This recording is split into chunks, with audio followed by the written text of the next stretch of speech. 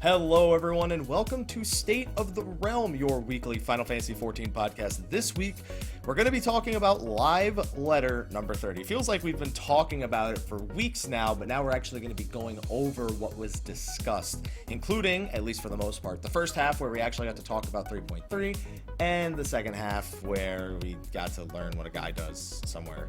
A woman this time. There we go. Yeah, they write the main story. We'll talk about that. I know Ethys cares a little bit, but that's besides the point. Anyway, so anyway, joining us first, I'll actually introduce them first because I'm a little bit off my whack today. Slyh, aka Slythefox, aka Slyakagreyfox, aka my boy Blue. How you doing, Slyh? We're not referring to this as Live Letter XXX. No, it's Live Letter 30. Vin Diesel or Vin Cube or Ice Diesel. We're not going in with any of that. Nope, we planned that out. It is not Live Letter. It is not Live Letter Diesel. I can nearly guarantee it's not Live Letter Diesel. It doesn't help that there's that new commercial with the new Teenage Mutant Ninja Turtles movie where it's what would Vin Diesel do. Yeah. That definitely doesn't help our case in any way, shape, or form. And the other guy who's here is hey guys, yeah, Ethys is here too. And then that was a shit introduction. Do it again. I tried to introduce myself last year, but I'm never gonna do that again. And I'm Mike. Hi. So hi. Slyh, I gave you the best introduction. I know, and you gave yourself. You gave yourself and Ethys a shit introduction. It was taking too long. No. It's better than the introductions I give myself. It's like, hi, I'm Michael. Like, I don't know my name. I like long walks on the beach. I like food. Yeah. I do like food. You're correct about that. Yeah. I just want you to know you're not wrong. Okay. So you're saying that Mike treats like every stream as a first date? Is that it? Yeah, pretty much. Pretty much. Yeah. I mean, I treat Slyh with respect for the most part, but I'm never disrespectful. See, he respects me, but he won't date me.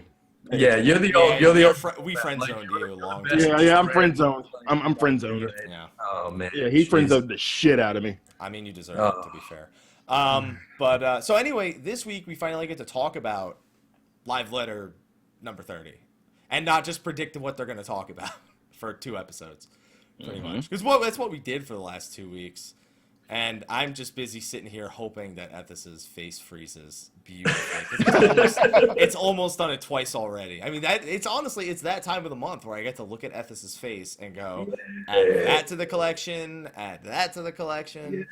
I think he just does it randomly, period, even though like the camera's still going. So yeah, I just hold it. Yeah, I'm just really good at tableaus. Yeah, I mean, don't worry. I have all the other ones. I have all the extra faces I've ever made here somewhere on the overlay. I keep them all handy in case I ever need them. Hang on. Are you still wearing those fucking sunglasses? No. Oh, good. Carry on then. Why? Because I just looked over at the stream and you're still wearing sunglasses. I'm like, oh no, Mike. No. You don't wear sunglasses on a first date. What? All right. Well, apparently you've never been to Jersey, so he wears his sunglasses at night. Yeah, you gotta wear your sunglasses at night in New Jersey. So he can. So I can. So you can what? So you can finish your sentence real quick. It's a song. You've never. So when you say so he can in your normal talking voice, I don't know what you're talking about. You. Come on, Slyh. Oh my God. Using words. There we go. I told no. someone to use their words the other day. I was pretty proud of myself. Did they? Nice. No. Did they use their words? No, they didn't. No. So it was lost on It never seems to help. It doesn't. Sly's psychology just doesn't work. Not one bit. Yeah. So I'm wearing them to celebrate the new X-Men movie, by the way. Oh, of course. Wait, are you supposed to be Cyclops? You've told me, you've said in the last 5 minutes, a new X-Men movie, a new TMNT movie. I'm fucking under a rock over here. Yeah, down under it. Down under. Down under that rock. Okay. So let's talk about the Live Letter. Yeah. That was an extension of pre-show, realistically. And that's really pre-show. For quality conversation. We're just gonna tap that over to post-show. Yeah, pretty much.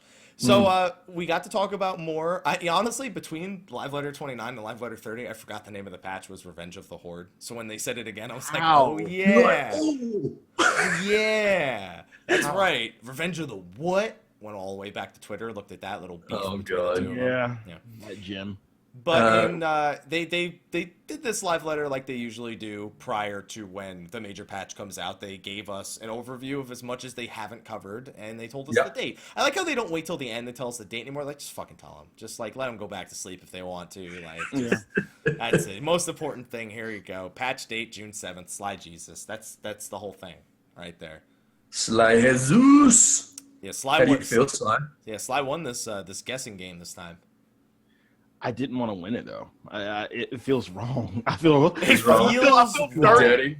I feel a little bit dirty because, like, again, I'm saying this is the week before E3, and then there's going to be a. It's all right, Sly. It's only going to take me about 20 hours to finish the whole patch. It won't matter. True, it won't matter. I mean, we'll still be doing some of the shit like through the next week, and there's going to be a quote unquote live letter at E3. Yeah, at that live letter, they're going to be talking about Deep Dungeon. Yeah. So to me, it kind of feels weird that you're going to have the patch, and the next week you're going to have another live letter. So, I don't care. Keep the ball rolling. Yeah, good. Then, you know what that means, Sly? We have something to talk about. I feel like the live letters are getting closer and closer together recently. Yeah, they are. They're only like really 3 to 3.5 weeks apart normally Yeah. at this point. Yeah. But I don't know. We went on a pretty long. We went on a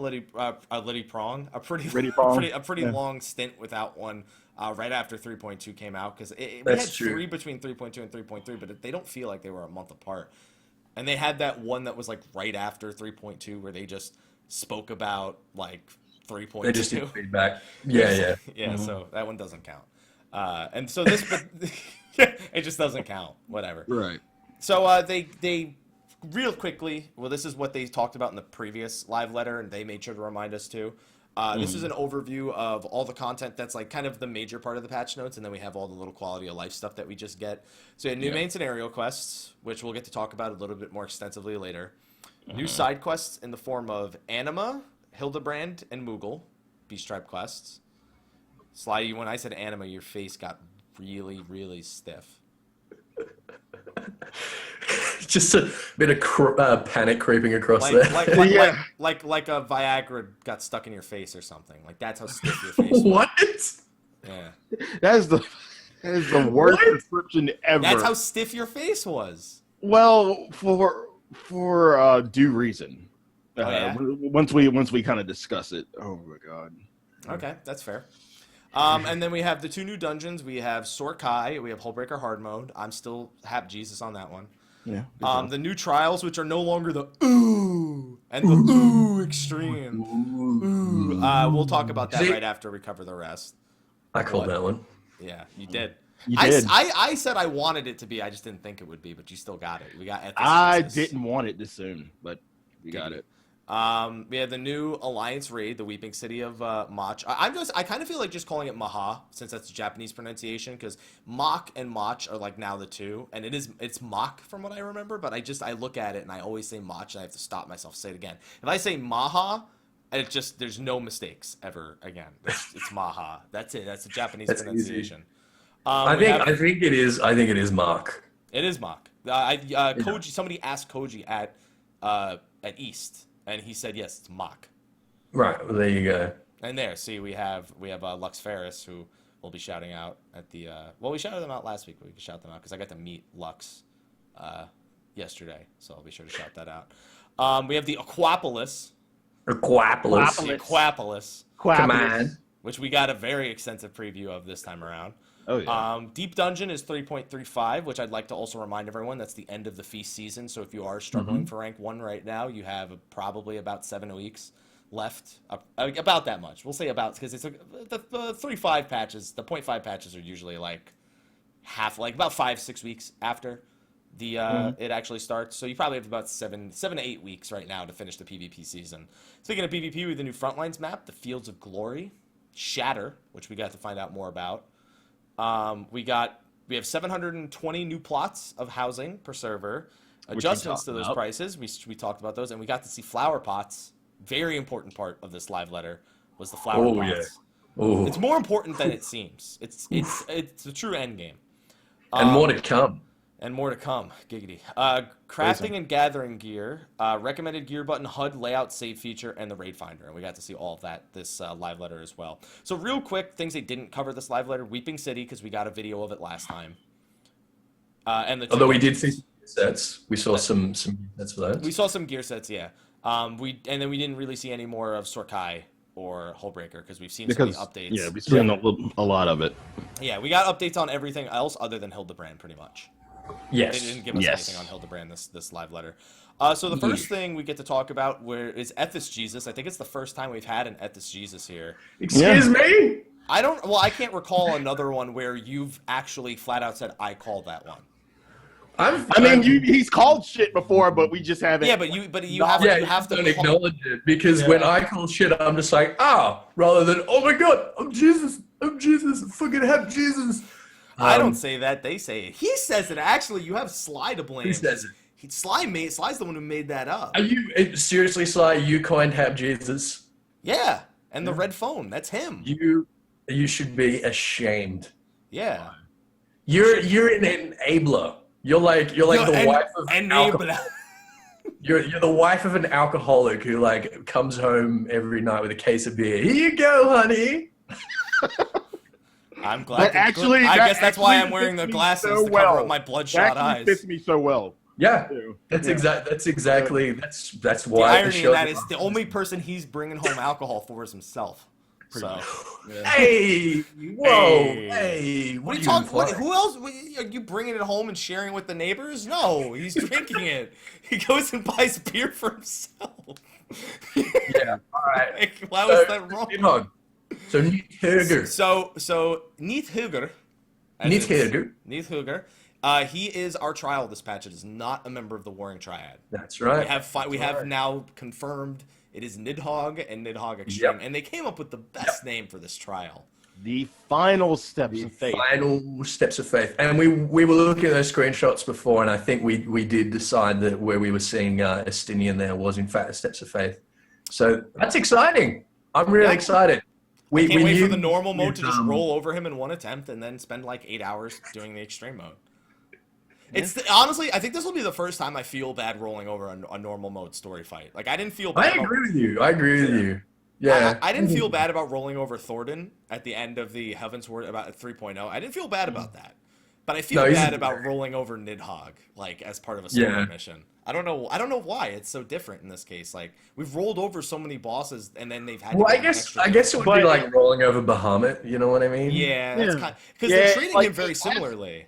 It has more of an impact. Like Nidhogg has more of an impact than Thordan, so where you kind of feel like, I mean, while we did want this and we did see this coming, having this main part of the story just to roll over and just go farm for EX for like ages and ages, it just feels kind of shitty. Like I would have actually appreciated if they kind of relegated him to Bahamut status and had him as a separate entity like from main story. But the problem with that is that the Dragon Song War is part of the main story. They can't really do that. Yeah. But they're treating him pretty akin to Bahamut. The Dragon Song theme for Heavensward plays in the background of his fight. So I don't feel like it has the same impact as Answers did, but it's still a solid track to fight a boss to. Oh yeah, definitely. Yeah. Oh, I'm super hyped for it, and of course we know that this is going to be the last boss of the Dragon Song War. Yes, this is the conclusion of the Dragon Song War is finishing with this patch. Subsequent patches are going to be moving 1,000 years, and don't worry, we'll just walk in and take care of it in 30 patches. No problem. But we have so many more dragons. But we have a few more dragons to get through. That we haven't seen all the dragons. This can't be the end of the Dragon Song War. We have which dragons are you worried about? What's it called? Shuri. The Dragon Song War is a war between Dravanya and Ishgard. Yeah. But the other dragons have distanced themselves from this so far. Race Velger is literally like shares a neighborhood with Nidhogg, and it's like I don't want nothing to do with that.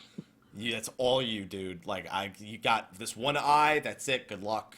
The rest is on you, dude. That's it. So were you still suspecting, Sly, that the Dragon Song War wasn't going to conclude until we'd actually like killed every single one of the 7 children of Midgardsormr? I wouldn't say killed per se. I mean, there was a possibility that we could, use our words and sway one or two of them we over did, to Race Felger. I mean, Race Felger, yeah, but more. Yeah. And not just the other ones go off and kill like. No one gives a shit about Ratatoskr. Ratatoskr gone. We're gonna go shit all over Sorkai. Yeah, it's not like a Kill Bill list where we're just crossing off dragons every time we kill them. No. I was about to say, I'm like, I wonder what Midgardsormr would think of that.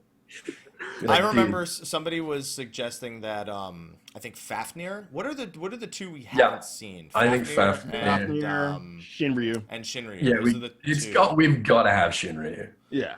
Shinryu I'm still saving for when Omega becomes a more prominent point. Oh yeah, of course. And that's not going to be far down the track, I don't think. No. But somebody suggested to me that Emmerich was actually Fafnir in human form.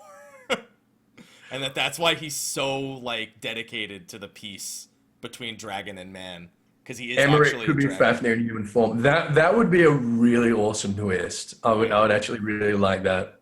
That's like an end of expansion kind of twist. Yeah, that's like even if the Dragon Song War ended here, you couldn't drop that in like 0.3. Right. Yeah. And that also kind of fits with the mythology, is that Fafnir is originally a dwarf that becomes a dragon, consumed by greed and avarice.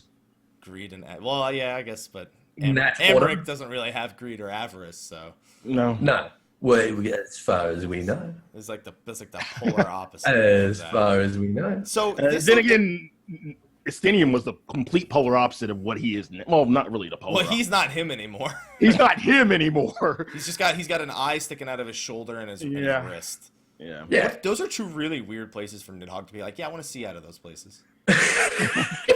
Now we've spoken a lot about the lore and not a lot about the fight itself, even though we just saw like. I'm generally not someone who likes fights against dragons that are on all 4s. I feel like in every MMO, every game I see, dragons that are on all 4s tend to be the most boring of dragon fights. Fights like Twintania. Yeah, well, really? Okay, yeah.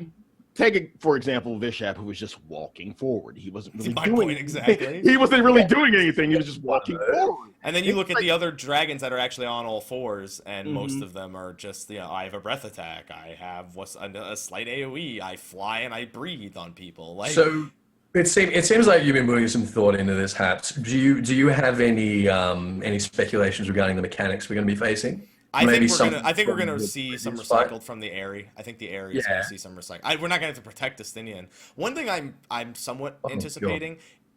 There's 2 ways this plays out. Either we've saved Estinian at this point and he's separated from Nidhogg, but Nidhogg still has both his eyes, or Nidhogg is still part Estinian.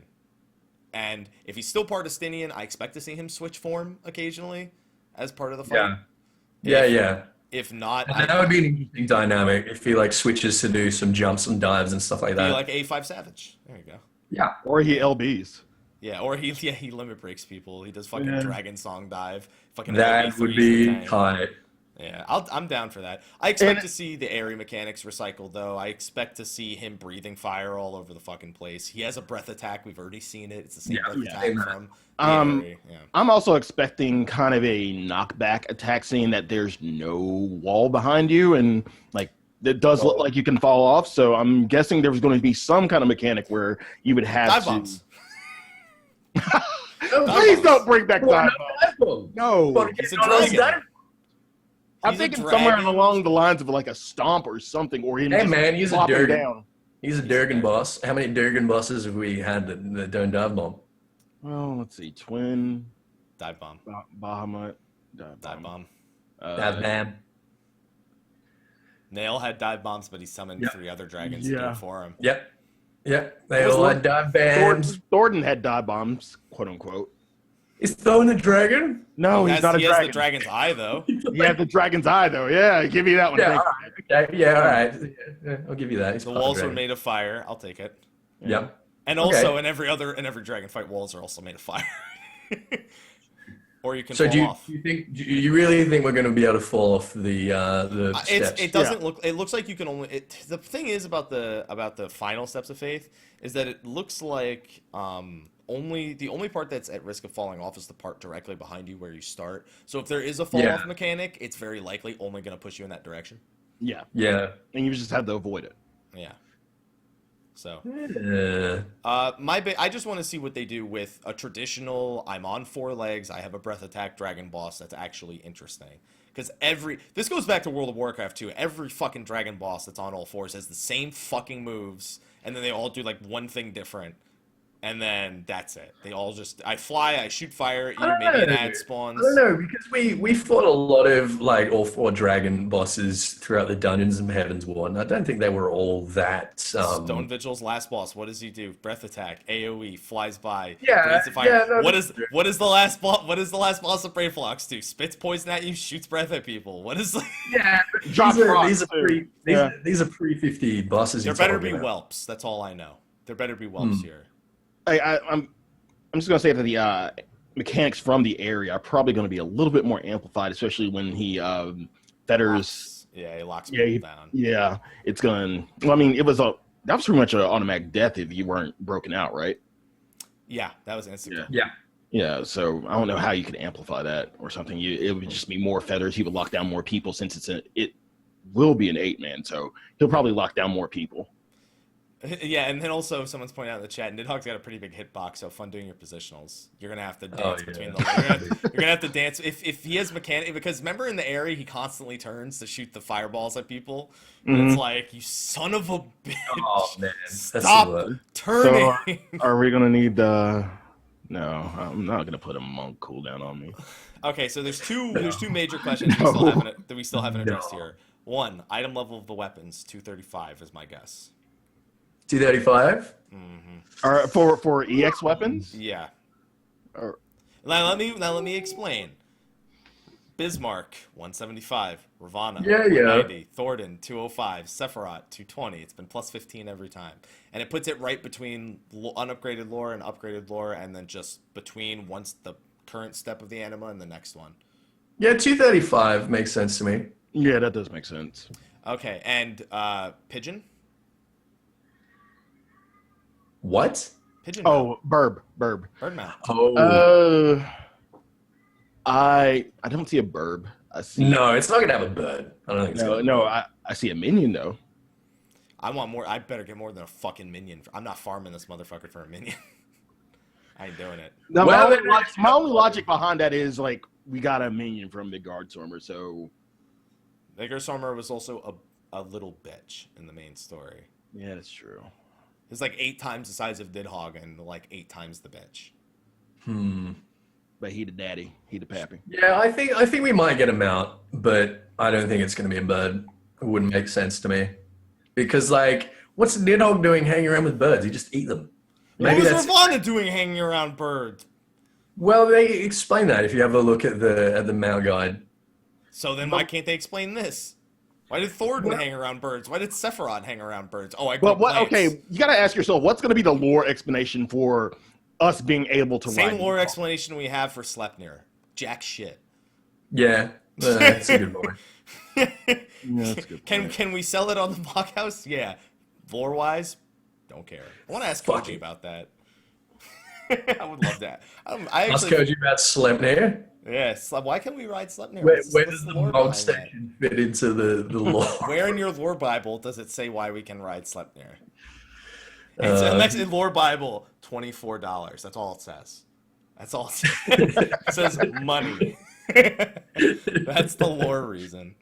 So 3.3 is the end of the Dragon Song War. I mean, after that, we're exclusively looking at expansion story. It's kind of almost like 4.0 begins in like 3.5 months. Yeah, which is exciting. I'm excited. Yeah. So is this where we find out Gaius is leading the... Yes. Okay. Yes, it is. Gaius is leading the rebellion against Garlemald in Alamigo. I hope we find out who that is before 4.0, but we definitely won't. No, we won't. No. I don't think so. They'll drop a bomb on us, and it'll just be like... And we'll get to... The thing is, what they're going to do is they're going to show us his face, and because we don't actually know what his face looks like, it's just going to be like, who the fuck is this guy? Who the fuck is this? This guy. And we know... This guy? We also know from the main scenario writer that came on later that Nero is going to be returning soon, too. Yeah. So. Yeah, we're going to see more Nero. And we may or may not get some kind of side quest that covers the romance between Gaius and Livia. Should be interesting. The fanfic. Yeah. The Gaius Livia fanfic. Oh, that's not a fanfic. That's legit. Like, she was like completely in love with him, and he, like, at several points during the main scenario of 2.0 was like, you meet me in my quarters in an hour.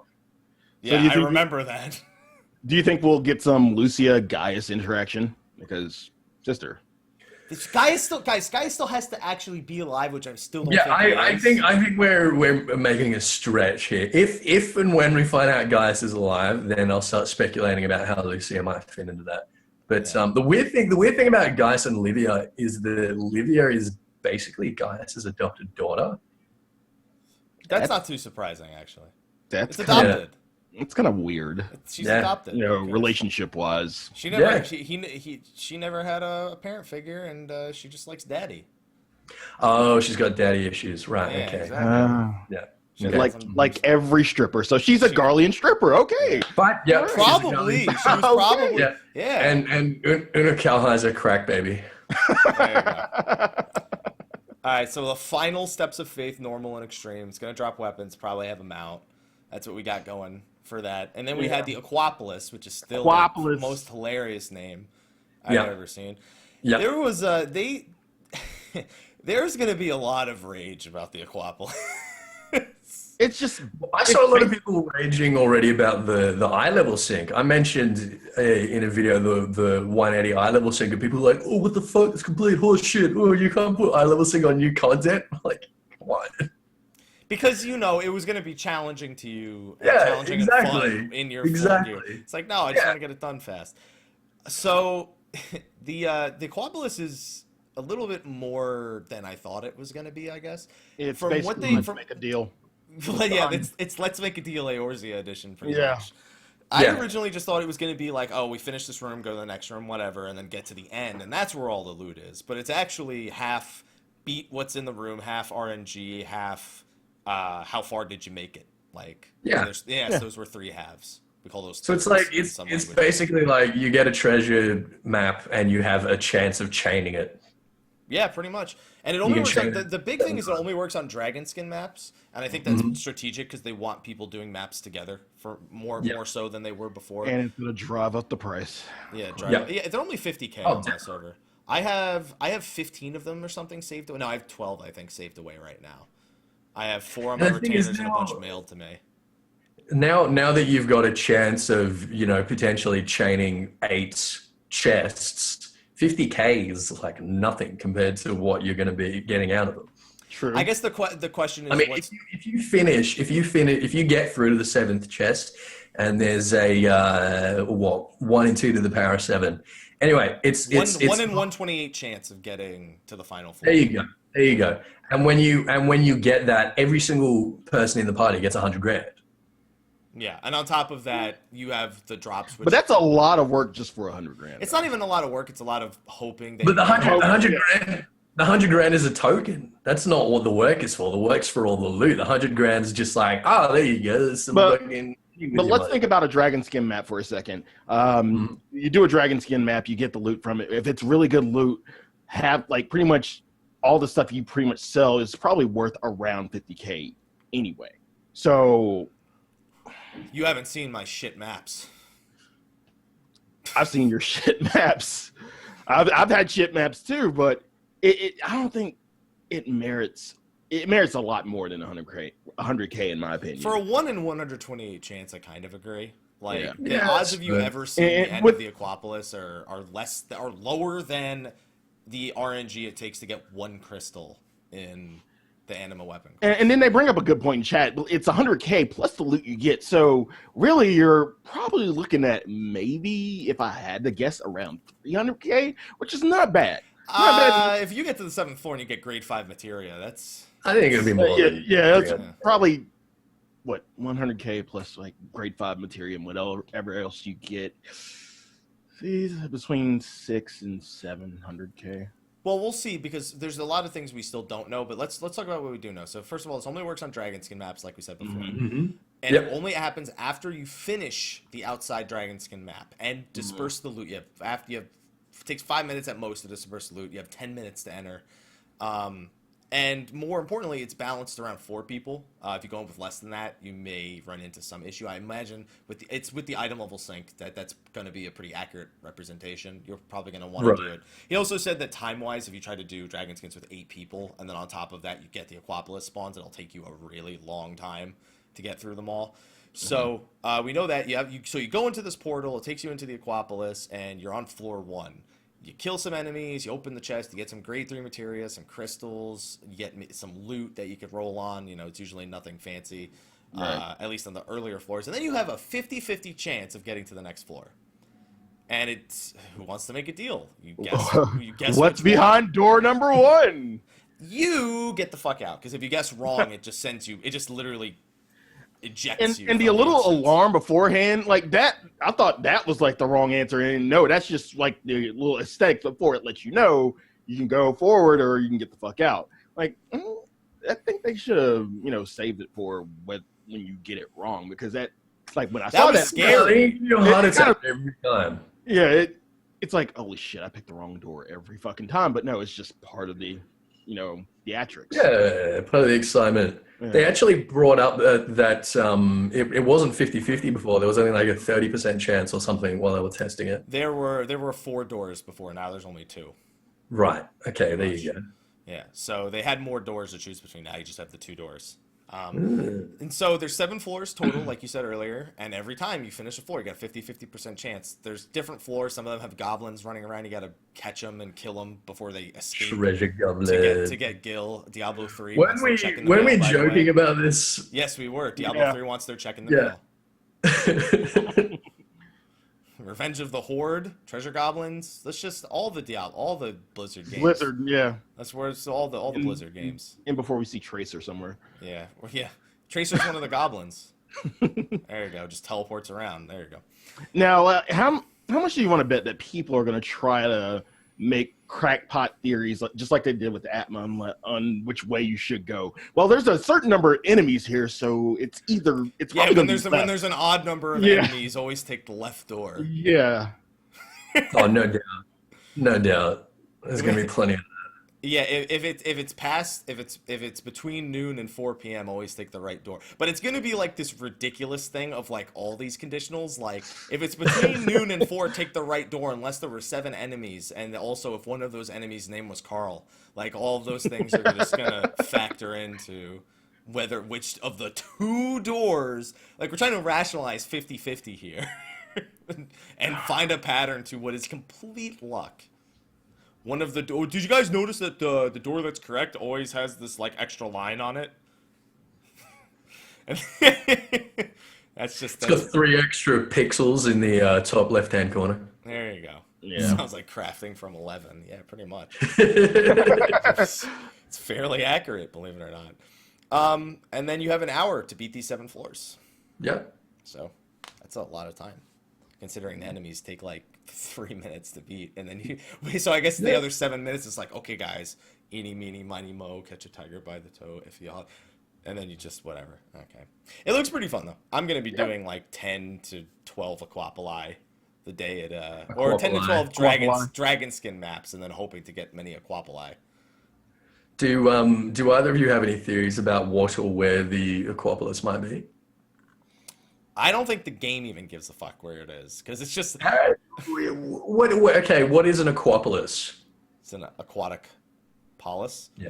Yeah. So it's a water city. A water city. Now, what is a recent civil war that we had that was over a city that had a shitload of water? Water? The War of the Magi? Yeah. No. Well, that ended with a flood. No. Yeah, though. Now, according to Uldar, Sildir was hoarding water supplies while Uldar was suffering a drought, and that's why they invaded. Either way, it is apparent that Uldar primarily got stuck into Sildir because Sildir had these abundant water supplies. I am absolutely convinced that these are somehow connected to the Sildian aqueducts.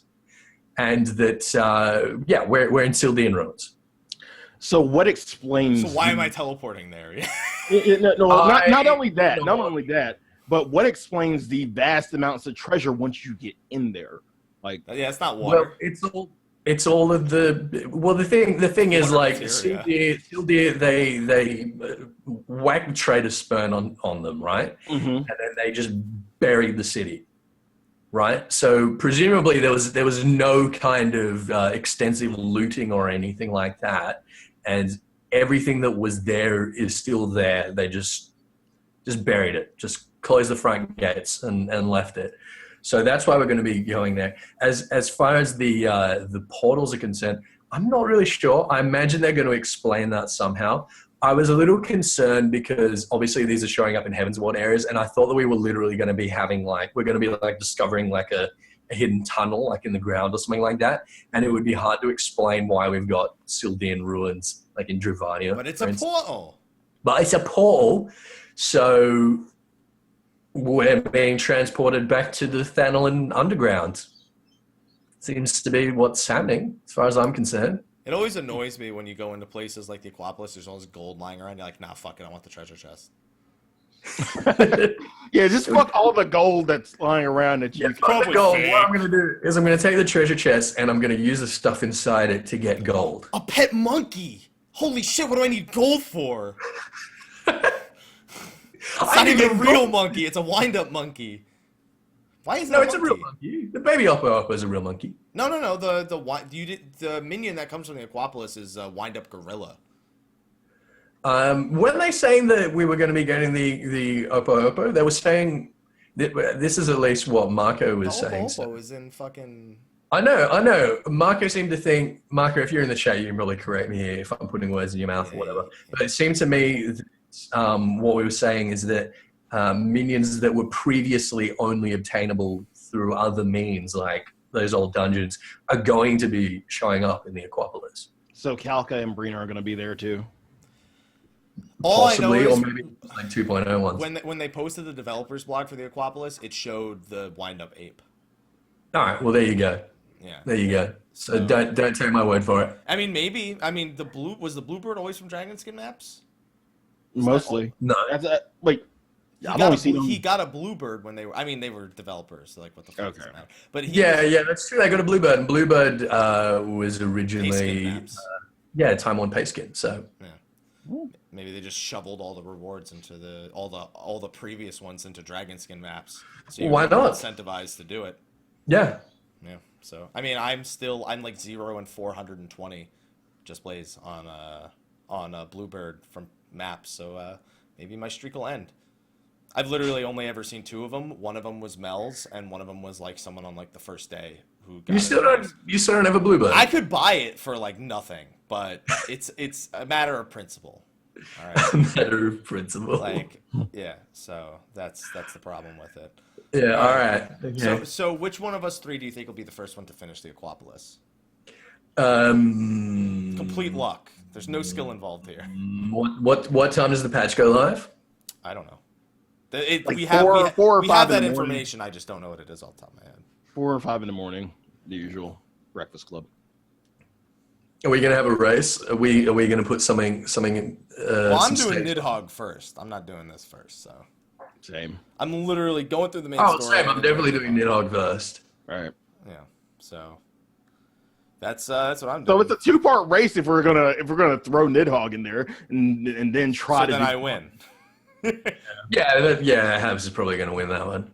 I'm also. No, because the second part is complete RNG, whether he gets far enough or not. No, we're talking about Nidhogg here. If we're lumping the Aquapolis race with the Nidhogg race and combining them together, Hap's going to be ahead of us, but then he gets the Aquapolis and gets shit luck and gets kicked out the first door every time. Yeah, because like I'm hoarding.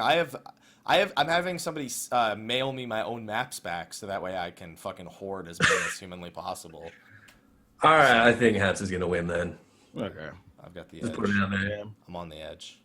Yeah, I'm not going to those sort of extreme measures. Okay. We also very briefly got to see Flying Fenrir, which looked okay at best. Falcor from the Neverending Story. pretty much. Every time I see this, I'm just going to be like, where's my super suit? Every time I see it. Really? Yeah. What? Incredibles. That's from The Incredibles. I keep saying, like, when I thought he really wouldn't use his legs in flying, but he's just walking on air, walking on pretty much ice. He still looks like Falcor from the Neverland. It looks like he's more paddling. You know what I mean? It looks like he's doing like a doggy paddle thing rather than walking. But he's got ice. He's got icy stuff. Yeah. I like it. I like it. Yeah. Oh, by the way, guys, don't do your challenge log for the Manderville Gold Saucer this week until the event starts, because the challenge log does get the 50% bonus. We'll talk about that Gold Saucer event a little bit later, because that's the new seasonal event that's going to be coming out. So next up was the Raid Finder, which we confirm will only be for Savage Raids. Yes. It'll specifically be for people to find the equivalent of a Duty Finder group, I guess, cross-server for just the Savage Raids, meeting the criteria that they want it to.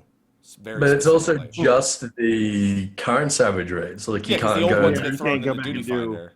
A4. Yeah. Which I was a little surprised by, because that would have been nice.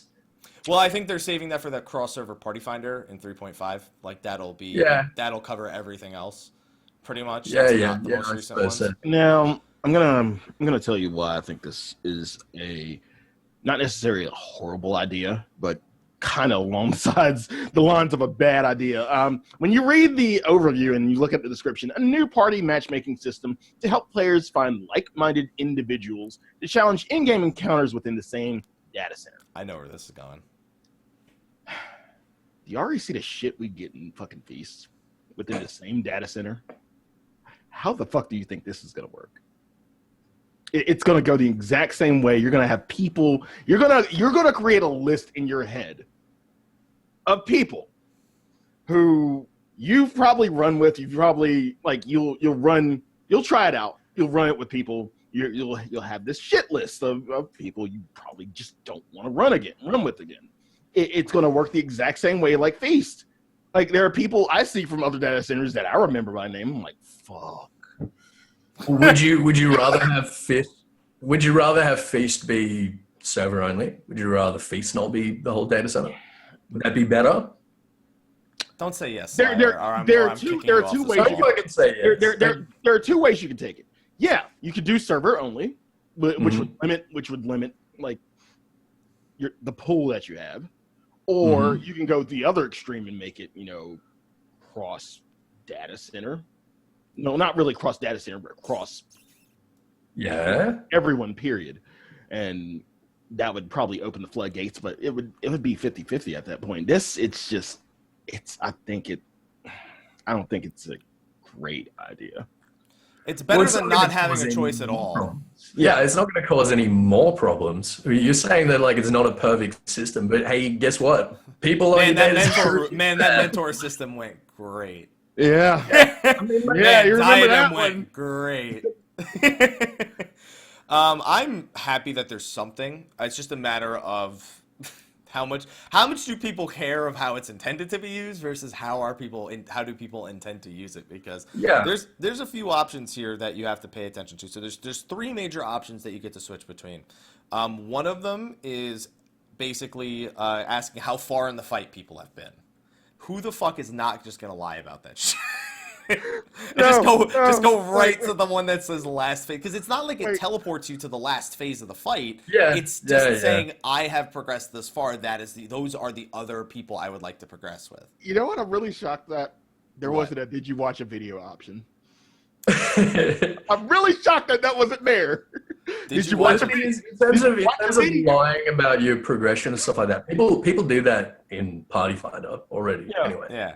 Now you're gonna queue in and you're gonna be like, all right, who here lied? Me. And then all 8 people lied. Is like, the thing is that I don't know. Do these people not care about their reputation? I feel like there shouldn't be that it's the people internet. who do that. If people cared about their reputation on the internet, they would be less of a shitbag. Again, I guess I'm just thinking of the Japanese data centers again. Which are way better. Yeah, people tend to like not want to misrepresent themselves because like reputation is really important, particularly for like the English speaking community on the Japanese data centers because there's like not that many of us, right? So I don't know. It's like you have to prove yourself a little bit further because of Yeah, exactly. Yeah. So I don't know. I think like shitty people does not a shitty system make. You know what I mean? Like we've got to take responsibility for that. If you have shitty we make it shitty. It's not made shitty. We make it shitty because we're shitty people. Yeah, and I think that we need to take responsibility for that rather than saying, oh, the devs should have done better or could have done better. It's like, no, they can't change shitty people. You can't make shitty people less shitty. You're not gonna. Unless they want to implement a feature that's like a fucking not a fucking 1-800 number to a psychologist. They're not gonna fucking fix shitty people anytime soon on the internet. Like it's not gonna happen. And then they have a few other options here, like making sure that you don't get that it's two-chested, like that you get two chests, that you're not accepting people who haven't beaten it. And these things they can actually do checks. Like these are things that like you wouldn't be able to lie about, right? Right. So like if you say you've beaten it, it'll check for your achievement to see if exactly. Yeah, but that's not really the same thing. I mean, you've beaten it, but did you really learn it? It's like, yeah, I learned it for 1 mil. Yeah, exactly. I mean, you're gonna get those go back in and like, yeah, I've beaten it for like 1 or 2. I was dead the entire time, but I watched. Yeah, I watched. It happened. I learned. Yeah, but they're still gonna know more than people going in blind. Yeah, pretty much. True. I mean, that's the thing. You can choose if you want to queue into a farm party or if you want to queue into a progression party. Yeah. So people don't lie about that either. No one. But I mean, you can't hear. You have to have a clear if you're trying to do a clear party. Like this is a situation where you literally need the clear, and it's not like it's someone in the party finder being like, "Fuck you, I only want someone with clears." So it's literally a check in place. This 85% alleviates the whole. All right, who's got fucking bonus? You'll always get bonus if you queue into not needing to clear it. Yeah. Okay, you guys fucking go quiet on me. I thought you were going to make a point there, Sly. No, I'm good. Nope. Just throwing that out. So one thing I thought was interesting is that if you're not queuing in with a full party, you can queue in with up to 7 people through the raid finder and still need to meet certain criteria. As soon as you queue in with 8 people, like all the criteria doesn't matter. And in fact, you don't even need to go to Hinterlands anymore. This is how you will queue into Savage Raids from now on. If you are somebody even if you're someone who's like, oh man, we're going for world first. This is how you're going to be doing it. But now we can't like paint out the hinterlands. You can still go there if you want. No one's stopping you. Yeah, but like no one else has to go there, and you can't be like, look at my weapon, as everyone else is queuing, right? Yeah, pretty much. So, as someone who did do world first tier rating.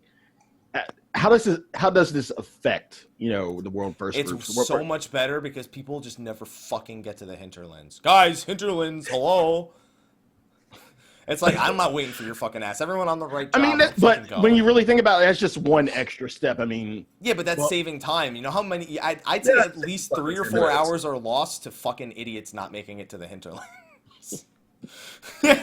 Really, hours? Did it that much? Over the course of a whole patch, yeah, I'd say that's about right. Yeah, exactly. It's like just people are like, oh, sorry, I wasn't paying attention. It's like, motherfucker, we've been waiting 10 minutes. We thought you were into the auction house to get some food. Yeah, I did. And then I saw this really nice shirt, and I just wanted to and it's like, I hate you so much. But if you're queuing in with the full party with the static, you don't have to worry about any of the rules I'm about to say right here. But if you're just going into the raid finder, you're going in with meeting random people in there. It actually has a very specific party makeup that it wants you to have. It wants you to have 2 tanks, 2 healers, 1 ranged physical, 1 ranged magical, 1 melee DPS, and 1 other, which is just anything that isn't a job that's currently in there, because apparently you also can't have duplicate jobs when you queue into the random raid finder. That's only when you queue in for a clear party. If you're queuing in for a progression party, it can double up one of the DPS. Now, they did say that they might change this if queue times are too long, allowing you to go double something. Yeah, so this is to clear that, duty completion is what needs to be selected. So basically it's ensuring that if something drops specifically for your job, you're not rolling against anyone, pretty much, when you're doing duty completion. So it's thinking of you. And I think people would rather have that with slightly longer queue times. Also because, if you go into a raid with, 3 bards, like you're not going to clear it. No, you pretty could. much. You could. I mean, you could, but you know what I mean? Like, they want you to have, like, a decent party composition. Yeah. And I feel like people don't mind waiting another, 10 minutes extra in a queue if they are guaranteed, like, a decent party composition. You know what I mean? But how are people going to feel about, forcing the whole composition thing? Because usually when content comes out first, we really don't give a shit what our composition But that's is. the thing. If you go in with 8 people, it doesn't care. I mean, yeah, if you're going with 8 people, it doesn't matter. But you need to care about your composition for the current raids. But it's old content. If you're farming A4, then it doesn't matter. But like, right. I did A1 through 4, having never played Monk at 60, and it was one of our fastest kill weeks. So I'll say that it doesn't fucking matter. So yeah, really, like if you take in 2 melees, it's not really gonna affect anything. Well, 2 melees is optimal. Yeah, 2 melees is generally. I mean, well, no. 2 melees is awesome. I said melees, but 2 monks, dragoons or 2 monks. Yeah, it's not really gonna matter. It's not gonna make I would much love double difference. monk. Are you kidding me? Double monk machinist. Exactly. So forcing, great, but at the same time, oh, go ahead. Like we're not ending up with like 4 black mages. You know what I mean? Yeah. That's just stupid. Because that would be amazing. Like a double dragoon from happening. It's to prevent 4 black mages from happening. Like you if you're queuing for a raid for 25 minutes, you get in there. There's 4 black mages. You're like, well, fuck. A pocket of stasis for everyone. You know what I mean? It's like, what do you do then? You cast fire. Or if you get no melee whatsoever, you're just like, fucking deal with it. Well. Learn the fight. You don't need that job. Fuck it. Bay life. Yeah, I don't know. I understand why they're doing it. And I can't imagine too many people getting like particularly salty about forcing that composition. Now, the only one that's going to be is the DPS are going to look at that one other and be like, if you're the bard, please don't be a machinist. The black mage can be like, please don't be something. Yeah. That's pretty much the extent of it because they don't want to have anyone to roll against. But that can't happen for clear parties anyway. Right. So if you're doing like a progression party, you could run into a situation where you have bard and machinist. You just can't run into a situation where you're bard. Yeah, exactly. That's the more thing, and you still have to roll against the machinist unless it's on a weapon. Yeah. So they're just please don't be the person I have to roll against. Please don't be the person I have to roll against. Sure. And like Slyh said, these are dragoon. These aren't problems for me, so I don't really care. No one cares about you either. And like Slyh said, they're considering, because right now that also means you can't have duplicate tanks, you can't have double warrior, you can have like paladin. So they're considering lifting that, and that's probably because they know double warrior is the true OP. But that's just for queue times, they say. Yeah, they're considering lifting that. So after we spoke about that, then they moved on to front lines with the Fields of Glory, the Shatter, aka Secure level 60. That's pretty much what it ended up being, is Secure level 60. With a slight twist, and that's where the term shatter comes from. So generally, all of our game modes are very similar, and the sub-name, which always begins with an S, is a real designation of the words. Secure was fight over the 6 points, although no one cared and everyone just wanted the success from the thing in the middle. Slaughter was murder everyone. Seize was capture points as they spawned in random locations. And Shatter is to break ice clusters that never respawn after they're destroyed. Do you think they're ice clusters? Because to me they look like naturally occurring aetherites. They called it ice. They called it ice? Yeah. But it's got like the orbiting little crystals and I don't know. It looks like they might have just called it ice for simplicity's sake. Yeah. But I feel like what's there is the ice. Yeah, maybe. Well, whatever it is, it's something that's rich in ether, and as it's shattering, whoever has done the most damage to it has the most attunement or whatever, and they're absorbing ether, which equals points. From what I understood, it seems like everyone who contributes to destroying it gets points. It's just the team that does the most gets the most. They get the most points. Yeah. And the main thing is you're going to have 3 points to fight over, like secure, that are consistent. They're always there. They can always be captured. They can always be lost. And then throughout the map, different shatter points will spawn, and whoever gets to them, deals the most damage to them, is the team that's, going to win over the course of the match. And they never respawn in the same spot twice for the entire match. So you can rule areas of the map out, and as you get closer to the end, you know the limited remaining positions for the shatter. See, I was under the impression that they weren't respawning at all, that they were just like persistent at the beginning, and so the first 10 minutes or whatever of the map is going to be about dealing with those before you get into the proper PvP. Well, from what I understood, it was just throughout the match. They'll spawn. It's always possible that it's kind of akin to, not slaughter. Yeah, I guess kind of slaughter or secure, where the middle of the map has the super node that will only spawn once, and then pretty much the rest of the game is spent fighting over the little ones. Yeah. But this case, it's like once they're gone, they're gone. So you're gonna want as many points from these as possible, so you can guarantee you have a lead over the other teams. Because, I mean, what are you going to... The thing is, if they disappear at some point in the fight, pretty much the only points to fight over at that point become the 3 secure points. And whoever's in the lead is literally just going to get bum rushed by both the other teams. For sure. Yeah. So... I would just be a fan of a bit more kind of static gameplay where it's just like you said, it's a permanent shatter. Like once you shatter it, you just move on to the next few, and like I guess MOBA-esque maybe. I want a MOBA-esque mode. I still want a mode where it's 2 teams, one team's in a base, the other team has to break the base open. That was one of my favorite. Yeah. Strand of the Ancients was one of my favorites. I love defense PvP modes where you're defending a base. Mm-hmm. Yeah. All your base belong to us. And that's what I thought Shatter was going to be. And one thing to keep in mind, it still has Grand Company restriction, which I was surprised slightly. I was a little surprised, but not too shocked. I kind of figured. Yeah, I kind of figured. Well, only because the last time they spoke about that, somebody specifically commented to Yoshida, the feast is great because there's no Grand Company restrictions, and he said, yeah, we're still looking at options there. We may at some point remove. And I figured they're going to eventually remove the GC restrictions, like at a later date. I wonder if this is kind of just like one last chance to see how it fares against the feast, because this has not become that. You're talking about 2 totally different monsters.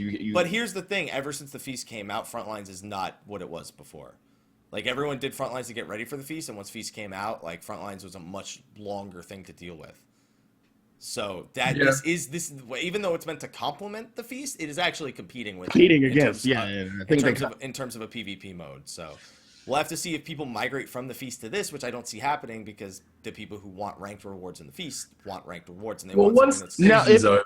Yeah, it's going to flourish once the season's over, I believe. But the thing is, when the season ends, the next season begins. 3.35 season ends, next season begins. No, I don't think it no preseason. Does it?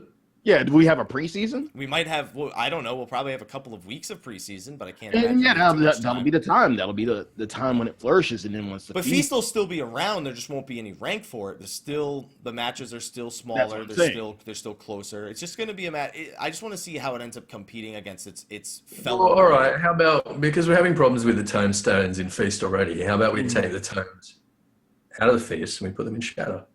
Maybe they're already going to be there anyway, I suppose. And that's really how I did it before. Like I had doing Frontlines for the free chicken. Yeah. So Frontlines is the more casual. I mean, that's what the point is of it. That's exactly. It's the less competitive of the 2 modes. Although shout chat in the middle of the match would lead you to believe otherwise. It can get pretty hairy. Start fighting on the fucking point. Stop fighting in the road. I love it. It is in Corthus, though. We did get that confirmed. Although I don't think they confirmed where in Corthus it was. If it was the east, if it was. Well, here's the thing. It's a disputed territory, right? Right. What business of the Grand Company is doing in Cohost? Yeah, that's true. I'm just curious if this... It's got to be something that has been made inaccessible as a result of the calamity, which is why I was thinking the Eastern Lowlands, because the Eastern Lowlands more or less border the East Shroud, the West Shroud, and we know the West Shroud got absolutely obliterated. So I'm assuming that it's going to be an area that's been inaccessible, and so Ishgard has sort of given it up, and we've discovered some elegant structures there, and everyone's like, "Oh, sweet." This is sweet elegant stuff. Let's fight over it. Yeah. I kind of want to see if it fits. Like, if I look at the old Korthus map, will I see something that resembles this map somewhere in it? Probably not. I just want to know, man. Because, I mean, if it's elegant stuff that was already there, then it's got to be, like, kilometers underground from what it was before. So we were going to have, like, a whole bloody, like I say, like a kilometer of rock that's been stripped from on top of it. So I don't know. I don't think it'll look much the same. Maybe there'll be some identifiable landmarks. Who knows? Maybe. Okay, so Grand Company versus Grand Company. We got to deal with that again. Okay, so after that, they got into flower pots. That was fantastic. So this actually wasn't what we thought it was. This was literally you grow flowers. That's it. And we suspected that because they called them flower pots, and they didn't say this was for indoor gardening. They said that you can garden them indoors, more specifically. But it's not like you're going to do crossbreeds and grow. Well, was anyone really expecting having like proper indoor? Well, that's what most people want. They don't want this. They do want indoor gardening. Like sort of a greenhouse type deal. Yeah, they want to grow some weed in their basement. Well, apparently all you can grow is weed now. Charlene Riverweed. No, well, it looks like you're growing that here because he's got his own little dank farm right here. Is this the continuation of the Vath? Yeah. Yeah, Breaking Vath. Oh, that would be awesome. You can unlock recipes from the Vath. Jesse, you can, we gotta grow flowers. Yeah. I mean, pretty much. The thing is, and when people found this out... Copies. And as soon as people figured out that the true end game came from here, that's when everyone got excited. Because you can pick the flowers and make head adornments out of them. So you can glamour. Is that what we're calling it? Head adornments? What do you want to call it? A fucking flower in your hair? Yeah, it's a flower in your hair that you have to craft. You have to take the flower and you have to craft the flower in your hair. And that's it. The dank flower in your hair. That's it. No, is this gonna be like a 3-star recipe or something? I don't know. Probably. What are you doing? You're taking the flower and you're putting it in your hair, right? Yeah, but you gotta cut the stem and you gotta make sure that it's properly aligned.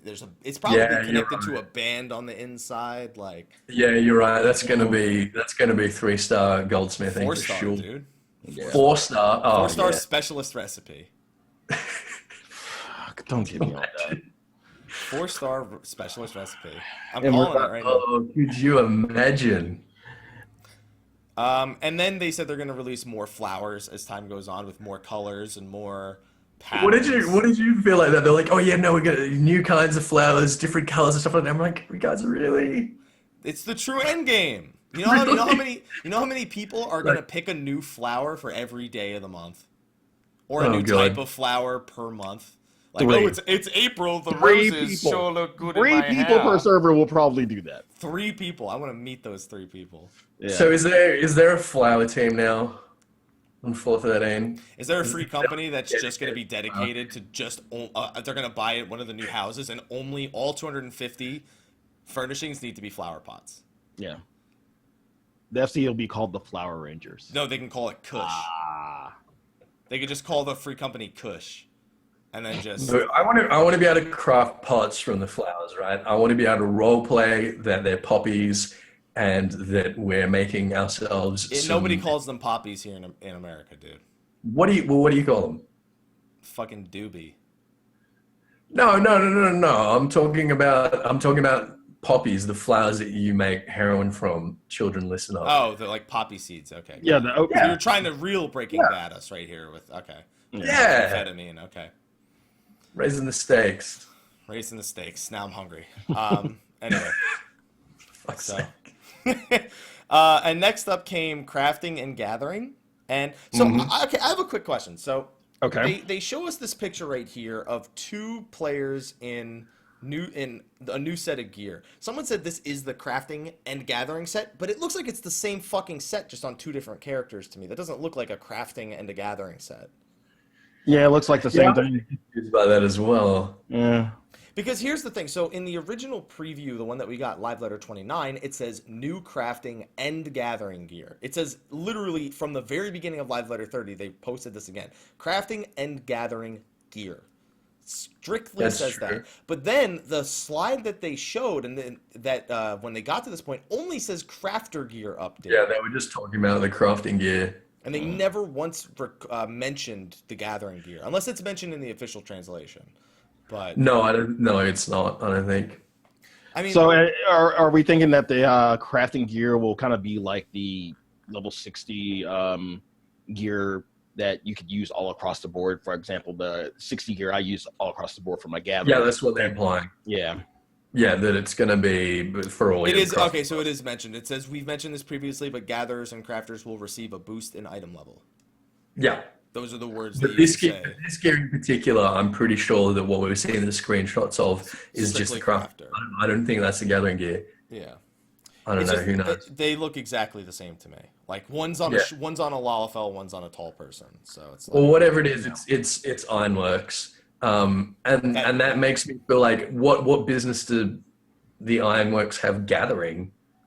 I mean, where would that fit? They make things. Do you feel like the crafters and gatherers kind of dev-wise are trying to play catch-up with where we are battle-wise in terms of gear?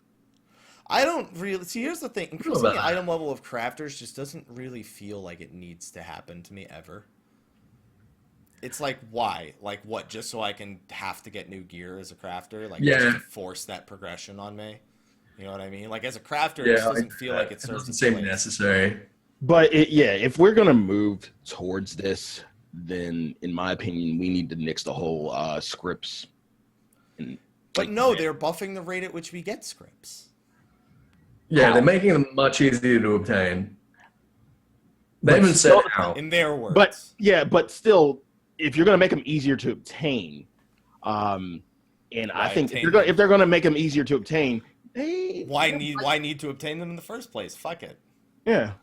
And why? Because they want you to only get so much gear per week. Yeah, they want it to be a grind.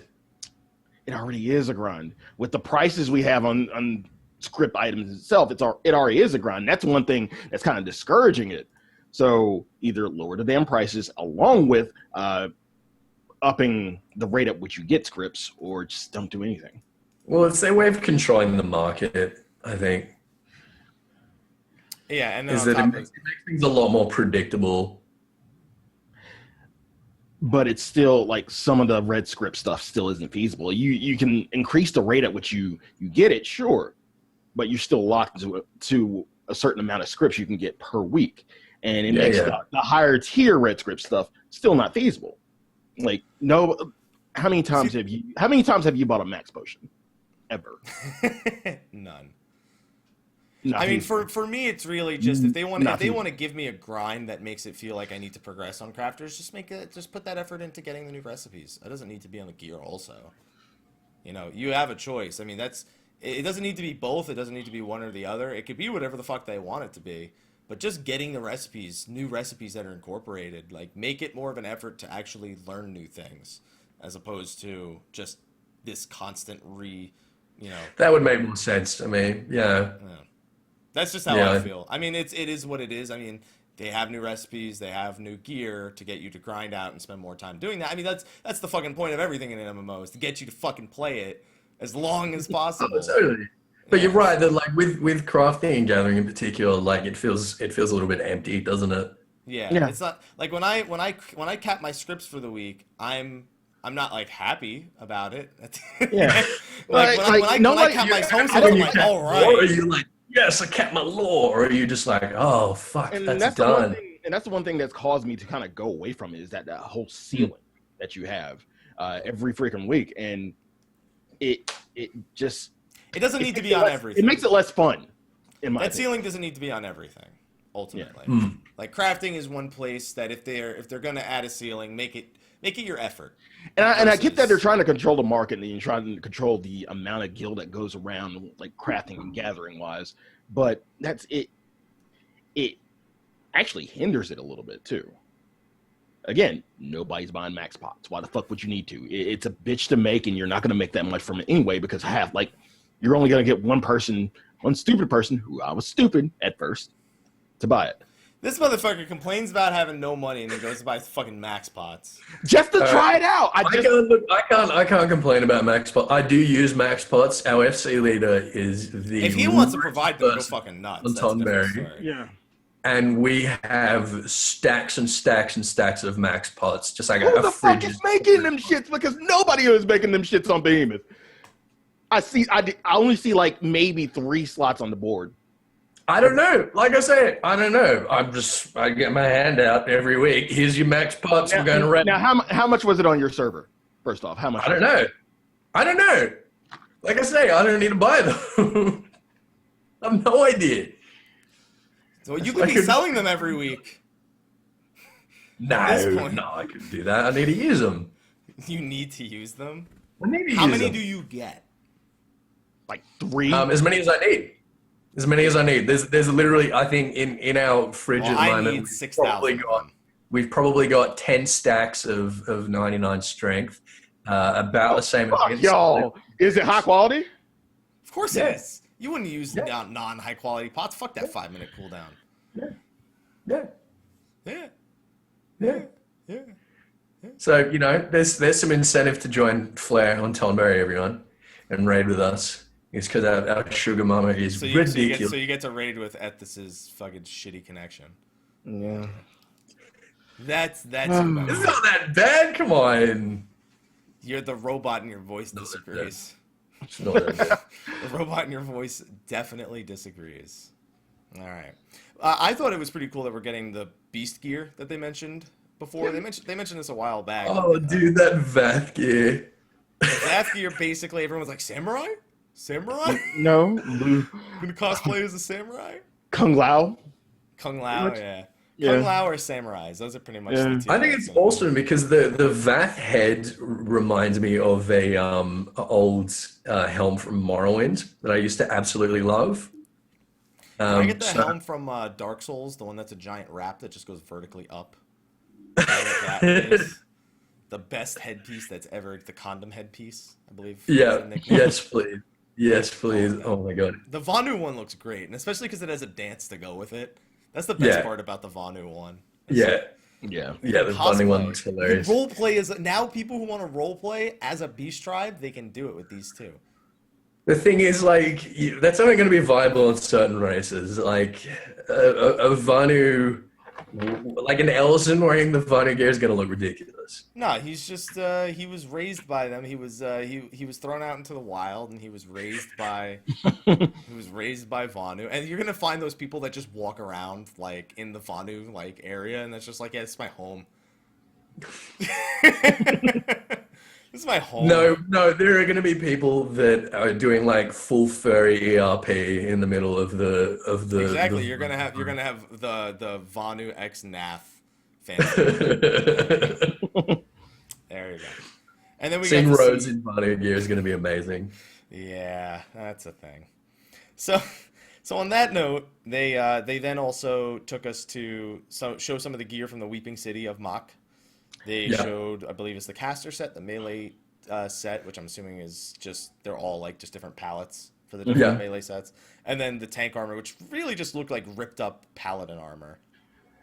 Tank looks almost ironworky. Yeah, I was thinking that it's the same. It's definitely the same color set. It's a similar sort of shape. Yeah. I don't know. I wasn't super impressed by these. Better than the Void Arc gear. The Void Arc gear was kind of better than the Dank Arc.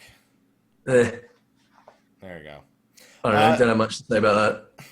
And then they got into the UI stuff before they got into the second half of the live letter. We had the recommended gear feature, which we've spoken about before. It just takes you're too lazy to increase your item level, so it does it for you. It's not a best in slot soul. I feel like I have to say it with so much emphasis. We need to say it every time. It does not calculate your best in slot. It's like, oh, I'm wearing level 50 stuff. Let me use this button to put on my levels, to just have it put on my highest item level stuff. I guess this is more along the lines for newer players who kind of people who just forget. Totally. Yeah, totally. That's all it's for. I like that this person who upgrades has like a few like item level 130 pieces, and then all their accessories are like prototype Maiden. It's like, you fucking come on, really now? You what, mate? You what, mate? And then we have the HUD layout feature, which is I don't think I could have asked for more. So excited with this. Yes. I don't think I could have asked for more. 4 different saved HUDs. Yeah. Pretty much. Yeah. Per that's character. Amazing. Per character. So keep in mind that this is something that will save on your character sheet. If you guys don't know this, if you go to my document, if you go to your documents on your computer, go to My Games, go to Final Fantasy XIV or Realm Reborn, there's a bunch of different folders there that have like a bunch of letters and numbers. Those represent your character data, and things like this save in those character folders. So what people used to do before, strictly to get different UIs and load different UIs, was they would make them all on different characters, and they would have a separate folder with all the different UI sheets, and they would drag and drop them, and log out and log back in. That's how people used to do this before.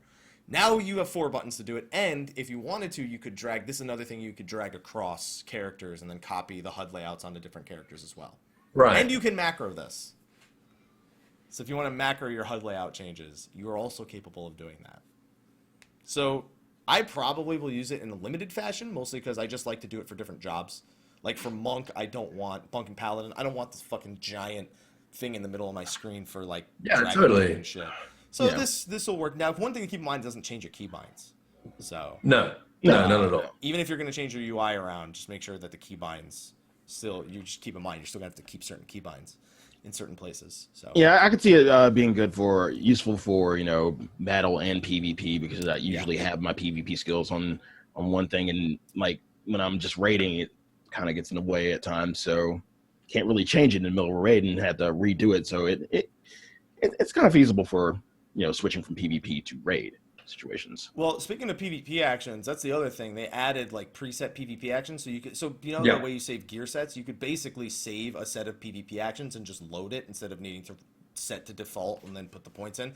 But it almost, at first, it seemed almost like, why the fuck don't you just save it per job, right? Why the fuck do you not just say, hey, when I switch job, these are where my action points are, because that's where they're most relevant. Well, I guess when you're progressing, when you're not like, max rank, then maybe you want to have like different setups for feast and front lines, different skills that you think are more or less useful. Well, the one thing is, and it seems the main reason that they're doing it that way is every time you load a set of PvP actions, apparently the game checks for cheats. Right. Okay. It's checking to see if you're doing like speed hacks or anything like that. And it's the people who are doing, they're not fucking stupid. The people who do it are gonna fucking turn it off, do this, and then turn it on. Yeah. But I mean, it's still something. That's why it actually has to load. Like, it's not like it's instant. It literally. Yeah, it's loading one by one. Yeah. It's loading everything one by one. So it's like, it's nice to see them attempt to catch cheaters like this. It's probably gonna have little effect on everything. It's a nice gesture, though, I feel. We'll see. There's still going to be speed hackers after this comes out, so it's not like pretty much. Are there speed hackers in PvP? We've been seeing them. Yes. Yes. Oh yeah. I just don't know how you could get away with doing it. It's pretty fucking obvious when someone's speed hacking. When there's no sprint and they're outrunning you as a monk with Fist of Wind, it's pretty obvious when someone's doing it. But I mean, how long are they going to last before they get reported? You'd be surprised. You'd be surprised. How long? I mean, you can report and they'll still be up. Oh like, yeah. I've seen people. A lot of the times, the Square Enix tries to gather as much evidence against them as possible instead of just acting immediately. Yeah, so they can really nail them. Yeah. Mm-hmm. So that leads to them kind of staying around for a while. So they can, we have a definitive case against this person. They cannot dispute it in any way, shape, or form. We have X amount of evidence. That's it. They're banned. They can whine to us all they want. We don't give a fuck. You're done, dude. That's how they do it. So, well, okay, it looks like it was an accident. Let me check your file. No, fuck that. You're done. Shut the fuck up. That's what they want to make sure that goes on there. Now, I just don't know how so many people think that they're going to get away with it. Yeah. I mean, they do, though. They think they will, or they just don't give a fuck.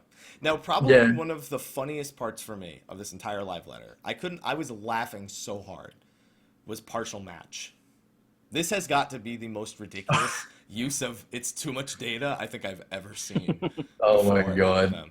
Partial match is a feature being added that will allow you to search for something on the market board without needing to search from left to right. So like, and I put this in the notes. If the name of the sword, if you had an item called the Awesome Sword of Amazing, right now if you wanted to search for that sword, you'd have to search awesome. That would have to be the first part to search. The awesome. Yeah. No, this is just Awesome Sword. It's not the Awesome Sword. It's just Awesome Sword. Yeah, you'd have to search for awesome. Now you can search for sword or amazing. Or of.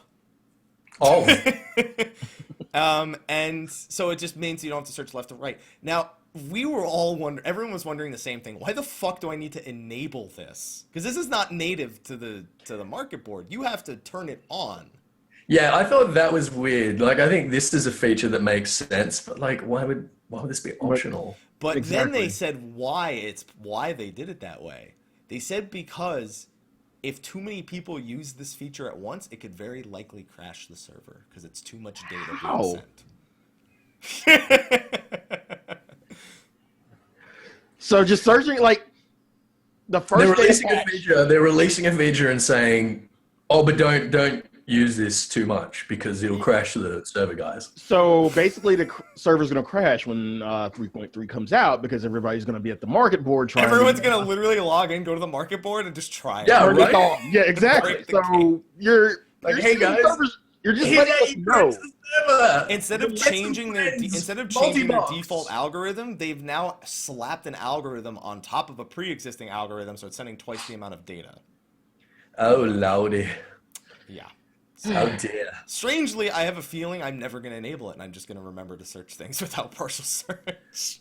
So do you think we're going to be seeing a server crash as a result of this? Yeah, I would definitely. I would actually love to see a server crash. You would love to see a server crash? I mean, I'm expecting a server crash, but I would love to see it.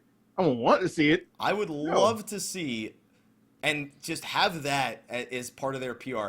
Hey guys, so our game crashed because too many people were trying to search for the fucking last word of potion. People were searching the word dexterity too often instead of max potion of dexterity. Like, I get it, the way data transfers is different when it's not first of string, like people are talking about in the chat. It's still fucking ridiculous to believe that this will crash our server. Yeah, that's amazing, isn't it? That they have specifically warned us that this would crash the server. Just imagine that on the front page of IGN. Final Fantasy XIV game crashes because people were using partial search. Please. Just take an extra moment and fix your spaghetti. Just fix all your spaghetti, please. I'm begging you. And then we got other game-breaking features like being able to freely change the order of your party list. Something we have not been able to do up to this point. Freely change the order. You can set it by role, and now Dark Knight will never be before Warrior ever again. Which is infuriating to me. I get it. Like, it's fucking... It's in order. It's in alphabetical order, but just fucking please, Warrior on top all the time. You know it. All right. The other thing that was just as hilarious was the idling camera now working in combat. So that's ridiculous. Yeah, this is fucking ridiculous. No, this makes sense. All right. No, it doesn't. Because here's the thing. What are you gonna do? Okay, I'm sorry, I'm AFK. Let me idle camera, and then come back to see your limp, dead body on the floor. No, and then they just leave you. Come back. Imagine you can keep using But here's the thing: you'll see their dead body through the idle camera. Yeah, exactly. And then once you like get out of idle, like fuck you, we left you. Sorry. Yeah, pretty much. So, by the way, what I want to do after I finish Nidhogg and all the other stuff, like the first day of patch, I am going to find a group to run through Total Rock as a scholar, and I am going to auto follow a DPS with the fairy healing, and we're gonna do idle camera for the whole dungeon. This is the scholar camera at this point. It's a scholar cam. That's what it is. That's good. And I want to see how it works out. I think this is going to be great. I think this is going to be a sort of fun way to get some fun shots and stuff like that. But people are going to abuse the shit out of it. There are going to be people using it in raid.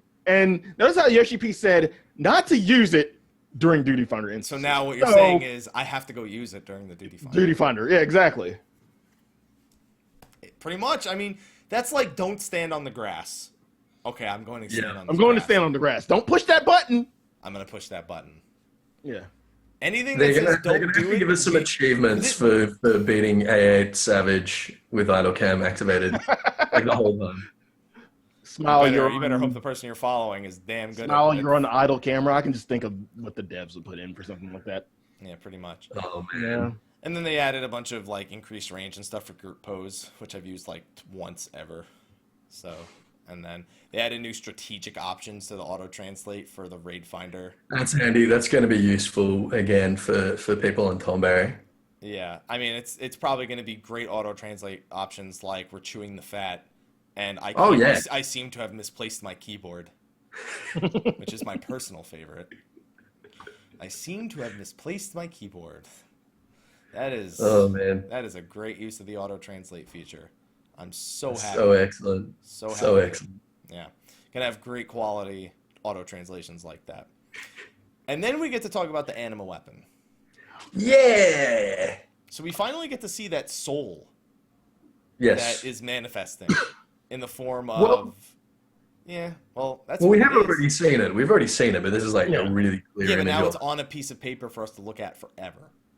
Forever. So this is basically similar to the old Nexus step, but without Alexandrite and with more than one way of getting the item to pick your upgrade. Yeah. So don't need, but they did say that materia would be an option. They said Alexandrite wasn't going to be a thing, but that materia was very likely going to remain one of your potential options. Not your only option, but one of the... Well, it's going to be the money option. Yeah, that's pretty much going to be you want to dump money and put no effort into this. Here you go. Yeah. Buy a bunch of materia of 100% success rate. You might even get lucky and get more bonus points to finish it faster. But Slyh, what the fuck are you doing? What are you doing? He was saying at the beginning that he was feeling a little bit salty about the Anima. So why don't you vent? You have it at 230. What's the problem? You feeling for people that don't have it at 230? Is that what's wrong? You feeling for them right now? Well, I am a little, first off. I'm just thinking about the grind work that I had to do on top of more grind work. I'm already... What other grind work do you have to do? Slyh, yeah, I want to know too. What the fuck else? What do you expect to need to do for this? You're already at the 230 step. The worst of it's behind you, theoretically. I don't want to do fucking feast drops again. But you get to... You don't know if you need to do that right now. You don't even know if that is one of the options. You don't even need to do the Moogles, which we're going to talk about here, because you don't have you're not going to level your goddamn crafter off those things. No. Exactly. Well, eventually. By the way, don't give me shit about not doing it. Eventually. Hey, that's neither here nor there. Eventually. But we ain't talking about that. You know. Well, what else are you grinding at the moment? You're saying, like, oh, there's another grind. I committed myself to this. Okay, I committed myself to completing Anima. It's like I gave up on Nexus because nobody was doing content. I just remember the very first step of Animu and having to do all crystals. The crystal. Well, not even the crystals. It was just after that. Buffed. After the fact, after you got through that shit, and then doing hunts for cunts for ages and shit, and doing everything else. What did you say? What did you just say? Do you want to say that again real quick? Hunts for cunts. Did you just say hunts for cunts? Yeah. Yes, he did. Yeah. That's good. Can we say that on Twitch? You can say it. You're just a dick. Oh, that's good to know. Yeah. That's good to know. Yeah. That's what I've always called it because it was so much bullshit in the beginning. Because we had server heroes who would just go and just pull automatically. We still have them. They still exist. Shout out Scap. Server Behemoth hero. The hero that we don't need. I'm a hero you do need. That's why I do the glasses. The chat is just laughing at one Slyh. I mean, they're usually laughing at Slyh, so that's pretty normal. Hashtag hunts for cunts. That's what I've always called it. Like during that grind. It's good. I like it. I approve. During that grind, that's why I called it. It was just annoying as fuck. So you're not looking forward to the Anima, but you have no good reason. You're just feeling generally salty and despondent about it. I just know it's going to be time consuming. It's going to take up a lot. No shit. Wow. How did you deduce that? Fuck you. First off, just don't do it. Just don't do it. Yeah, just don't do it then. Just bitch out. I'm not bitching out. I'm going to see this. No. Just be a bitch and don't do it. No. I've already promised this. I cannot go back on this. I mean, I went back. Look, most of us already know that you're a little bitch, so you may as well just concede it. I just made noises twice because I wanted to do. There we go. Okay. Continue. No. You gonna bitch out, Sly? I'm not gonna bitch out. All right. You're gonna stop complaining about it then. Go ahead. Continue on. All right. Good. I'm excited for it. Haps, you excited for it? Fuck y'all. I mean, I already have. I'm actually working on my Ninja 230 right now in anticipation. Yeah. I literally have been on the 10 dungeon quest for my Ninja for like 4 months. I just haven't done it for my Ninja. I've been on. It's like I don't want to do these 10 dungeons. I did it today, and I realized I had 42 of the 80 items ready for my Ninja.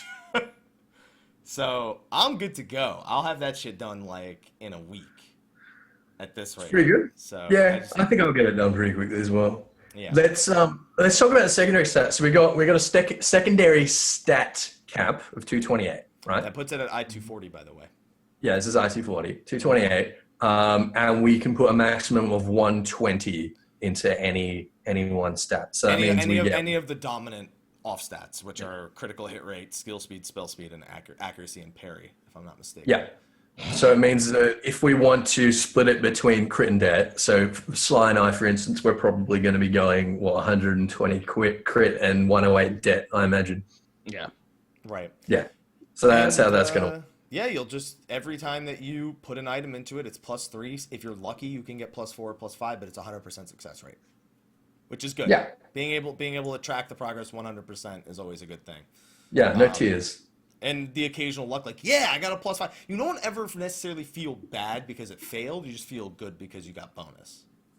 Yeah. Pretty much. So it should be a feel-good process the entire time. And they boasted that there's going to be even more ways of obtaining this than from the I-200 to I-210 step.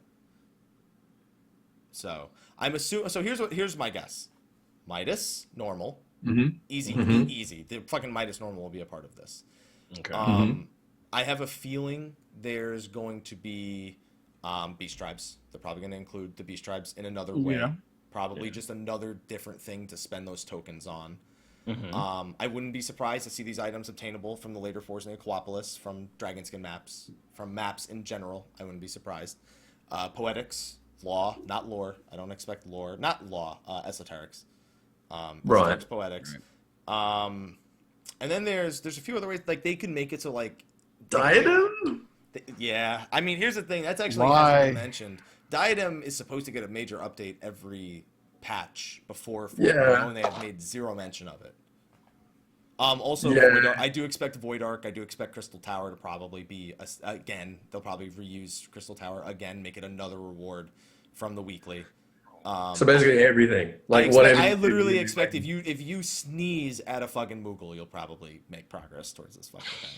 Well, that makes sense. Like, they just reward you for playing the game. Like, it doesn't matter what content you're doing. That's what the Nexus. That's what the Novus and the Nexus were. Well, not the Nexus. That's what the Novus was technically, and the until they gave us light bonuses. Yeah, pretty much. So I wonder if there is anything if you could pick up like an empty stone and you can do stuff with light to fill it. That's worth light to fill it, sort of, and then use it for this. Like, I wonder if that's one of the options. And would there be levels of light like the past step? Probably not. It'll probably just be like it's empty and then it's full. Okay. I'd imagine it would fill in like 10 instances or something like that. Because at the very least, you need 76 of these stones in order to complete the weapon. At the very least, if you got +5 on everything, that's like 10. Right. 15. Yeah. That's right. And that's not going to happen. Yeah. It's just a little bit more than half, or a little bit more than half of what you would have needed otherwise. So. I don't think this step's going to be that bad. I still think it's down to the fact that the 210 step is still a bitch and they're not nerfing it per se. The only way that the 210 step itself is getting nerfed is the Realm Reborn Beast Tribes are going to be much quicker to rank up. And that's a very, very good means of not only getting materia for money, but it's also a good means of getting the items themselves. That's how I got to 42 items. I had so many. I had like 20 or 25 of my items came strictly from Beast Tribes. So, jeez. Yeah. Right. It's because I've been selling materia, and the materia pays for the HQ items. So it's like it's two birds, one stone. That's true. true. I'm concerned. Stacks of those tokens, and it would be nice if we can get straight into the next step and just like spend all of those. Yeah, that's the only thing is they try to limit it pretty heavily so that you can't just jump into it and just finish it within 2 seconds. That's why like that's why they don't make it like 100 poetics. They make it like 600, so you can't. You'll get that little jump. But when you really go back to Beast Tribes, I mean, who's doing Vanu or Nath? Not me. Exactly, and because they really don't know them. For what? They're not done. Just leveling. No, they're done. But I'm just doing them as part of leveling. Yeah, because personally speaking, I don't see any benefit to doing them. Yeah, maybe they should just tie this one to the new Beast Tribes and then make the Realm Reborn one sort of as a catch up for the 210. Yeah, maybe because like Vanu or Nath Vath don't give any materia or. That's why I didn't do them because they're fucking useless. Vath are fucking. I don't need their dank kush. They can keep it. Like that's it. I give a decent bit of experience. Yeah, it's a decent bit of experience. I just run dungeons. That's fucking done. Fucking Denzo. Right. You know what else is a decent amount of EXP that no one does anymore? The fucking hunts from 50 to 60. Yeah, that's true. Nobody does them. Well, some people do them occasionally, but I'm still in the hunt link shell and people are still finding them. It's just that people aren't doing them. See, if you were in a hunt link shell and you weren't actively hunting on Gilgamesh, they will boot your ass to make room for the people who are actively hunting. Like I would actually show up the hunt. I would actually show up the hunt. Like I see it, I would show up, and I'd be the only one there besides one other person. We have more people doing hunts on Zalera. I'm not kidding. I did hunts. I literally did a chain of S rank hunts the other day on Zalera. Jeez, that's all right. And I've never seen. I've never struggled with a Grip of the Mighty so hard. Like he just kept regenning to full over and over. I learned that a lot of people don't know mechanics to the hunts because first of all, people didn't know that he reflected damage, which is okay. But a lot of people thought that if he reflects damage, that's when he heals. No, he just heals. Whenever he's about to reflect damage, he gives himself like a 7% of max HP regen. And you can get rid of it with one Ilm Punch, or you can just DPS through it. The whole idea is it's supposed to be a DPS check where he regens health and one damage type can't hit him. It's supposed to be a DPS check. How many people were on it? Probably like 30, 35. Really? Yeah. And they couldn't out DPS that regen. It was just asleep. Yeah, pretty much. I just called for one of our monks to just one Ilm Punch it off every time, so he couldn't regen. One Ilm Punch, good in PvE. Just saying. Great skill. Yeah, and then that was pretty much the end of it. So the one final note they had is that the off stats of the new weapon are equivalent to an I-240 weapon that has 3 grade 5 materia. So it is in every way superior to every weapon except for the A8 Savage weapon, which I'm fine with. I'm fine with it not being equivalent to the A8 Savage weapon if it means it's fucking doable in this lifetime. I'm glad that they made that clear as well, because I remember a lot of people were complaining about the current stat being like, oh, but there's no materia slots, so it's not going to be as good as, Even though they specifically said for the 230 weapon, it is also better than the equivalent of 2. This time they gave it like a legit number. They said it's like having 1 extra grade 5 materia in there. Yeah. It's also the only weapon that can have accuracy on it outside of melds. So for healers, keep that in mind. Yeah, that's true. And then that was pretty much it for the first half. It wasn't like a super thrilling first half. It was straight to the point. This is what we didn't show you last time. This is what we're showing you now. Yeah. Nothing wrong with that. It wasn't particularly thrilling. It was just like, oh, okay. By the end it was nice to see some gameplay. It was nice to see particularly the gameplay of the Aquapolis. That was pretty exciting. That was pretty funny too. Yeah, that was pretty funny. I'd say for comedic purposes. I like how it started and it was so fucking loud when it started. Like everyone in the room was just shouting, yeah! I love it how it took them like 10 minutes to actually get in there. Yeah, pretty much. Because it was like, maybe you should have turned on like God mode damage before showing us the content instead of four-manning a dragon. Yeah, I actually like seeing it like normal. With Yoshi P playing his Dark Knight like shit. He didn't even put Salted Earth on the ground. He was just spamming Unleash.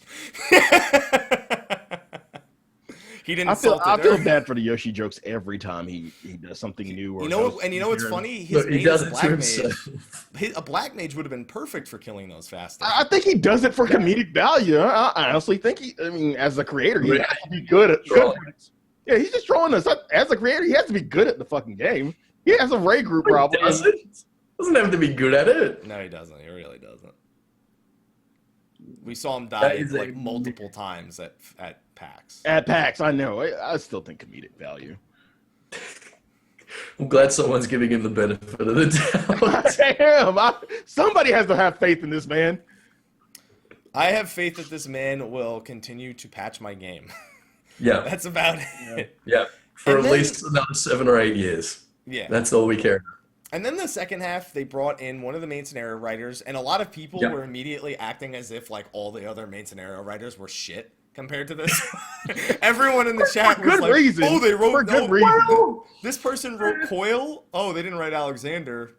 I actually said that, and then I think I instilled that thought. You said that. Yeah, I'm the one. Yeah, but I mean, everyone was like taking it super seriously and being like, "Well, that's why so she didn't write 3.3. It's gonna fucking suck."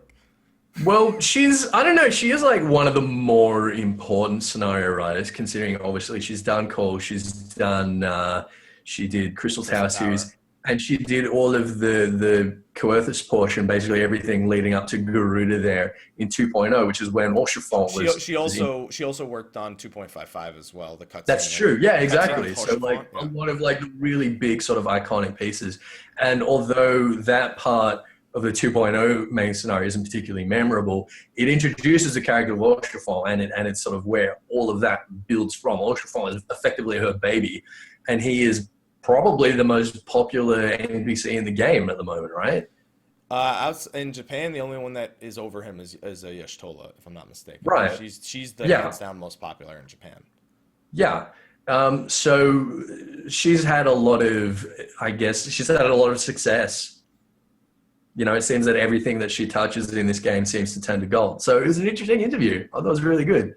There's nothing wrong. It's just, it's easier for you. And for me, when it's like 4 in the fucking morning, I don't speak Japanese. Like, it's so hard for me to get invested in these like more personal bits. These are the kind of things I know what you mean. If I was at E3, like, and it was in my time zone, like if they did this at E3, possibly, I would find it far more interesting, even though I don't speak Japanese. We have Koji there, who's taking it and putting it into words that I can understand without having to wait for Marco to like want to care. Because like we don't care about a lot of the things they say because Marco just translates the things that are important.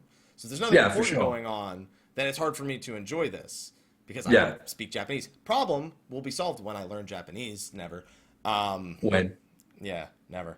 But if there's nothing wrong with these type of interviews, it's just always hard for me to keep my attention on it at 4 in the morning.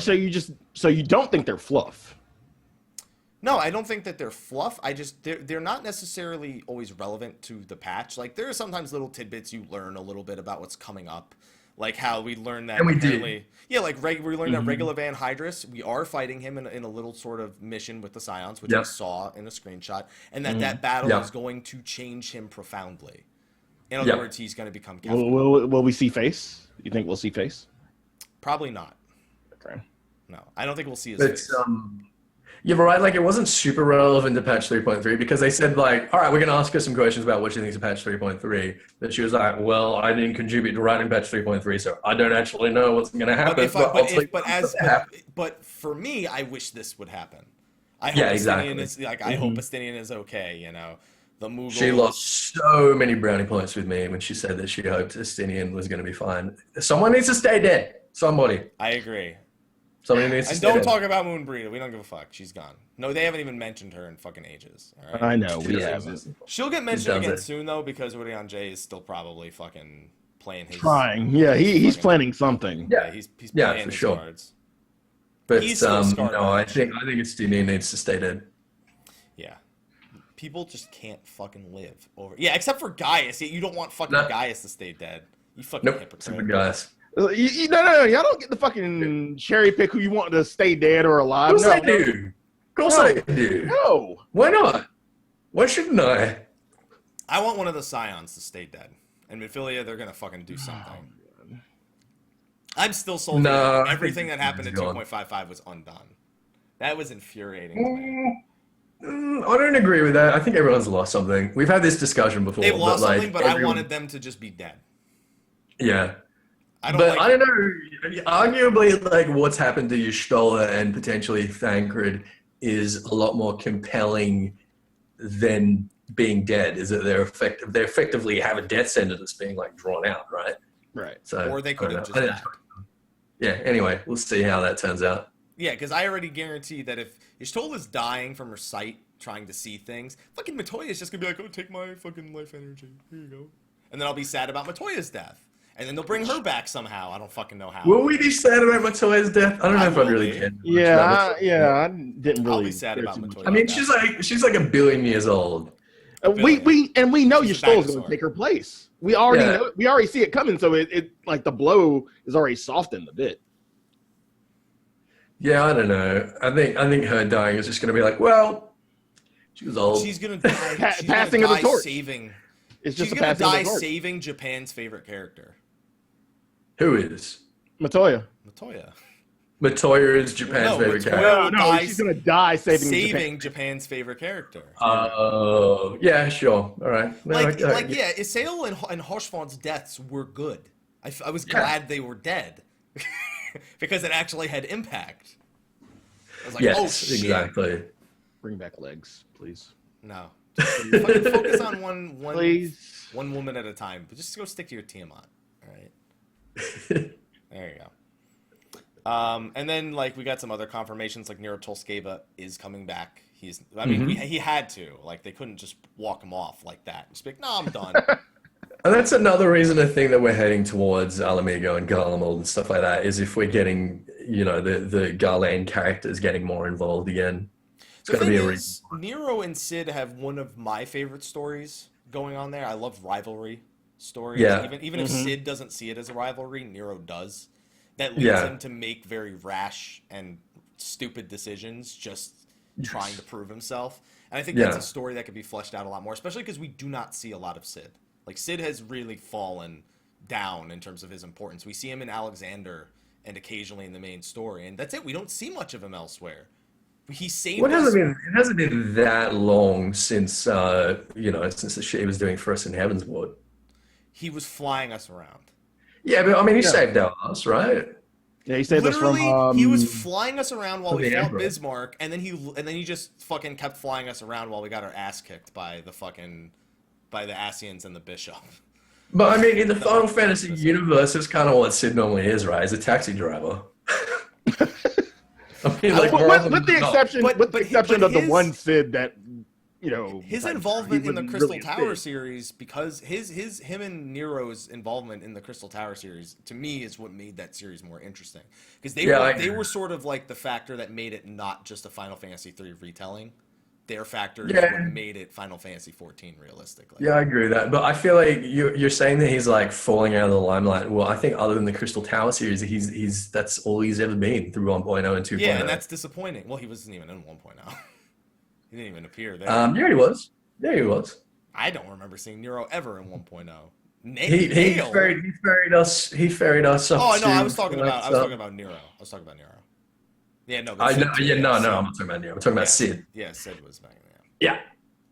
Yeah. I would just like to see. I'd like to see more of Sid, and I'd like to see more of that relationship develop. I'd like to see more. Yeah, I agree with that. And I think Sid's going to play a massive part when we end up liberating Alamigo and dealing with Garlemald and stuff like that, because that's his story, right? Right, pretty much. And also Ilberd, like, he's still another factor that's kind of out there, and we know what he wants to do, but we saved Raubon, and we haven't seen Ilberd since. It's been almost a year at this point. Well, we've got a pretty good idea what Ilberd's doing.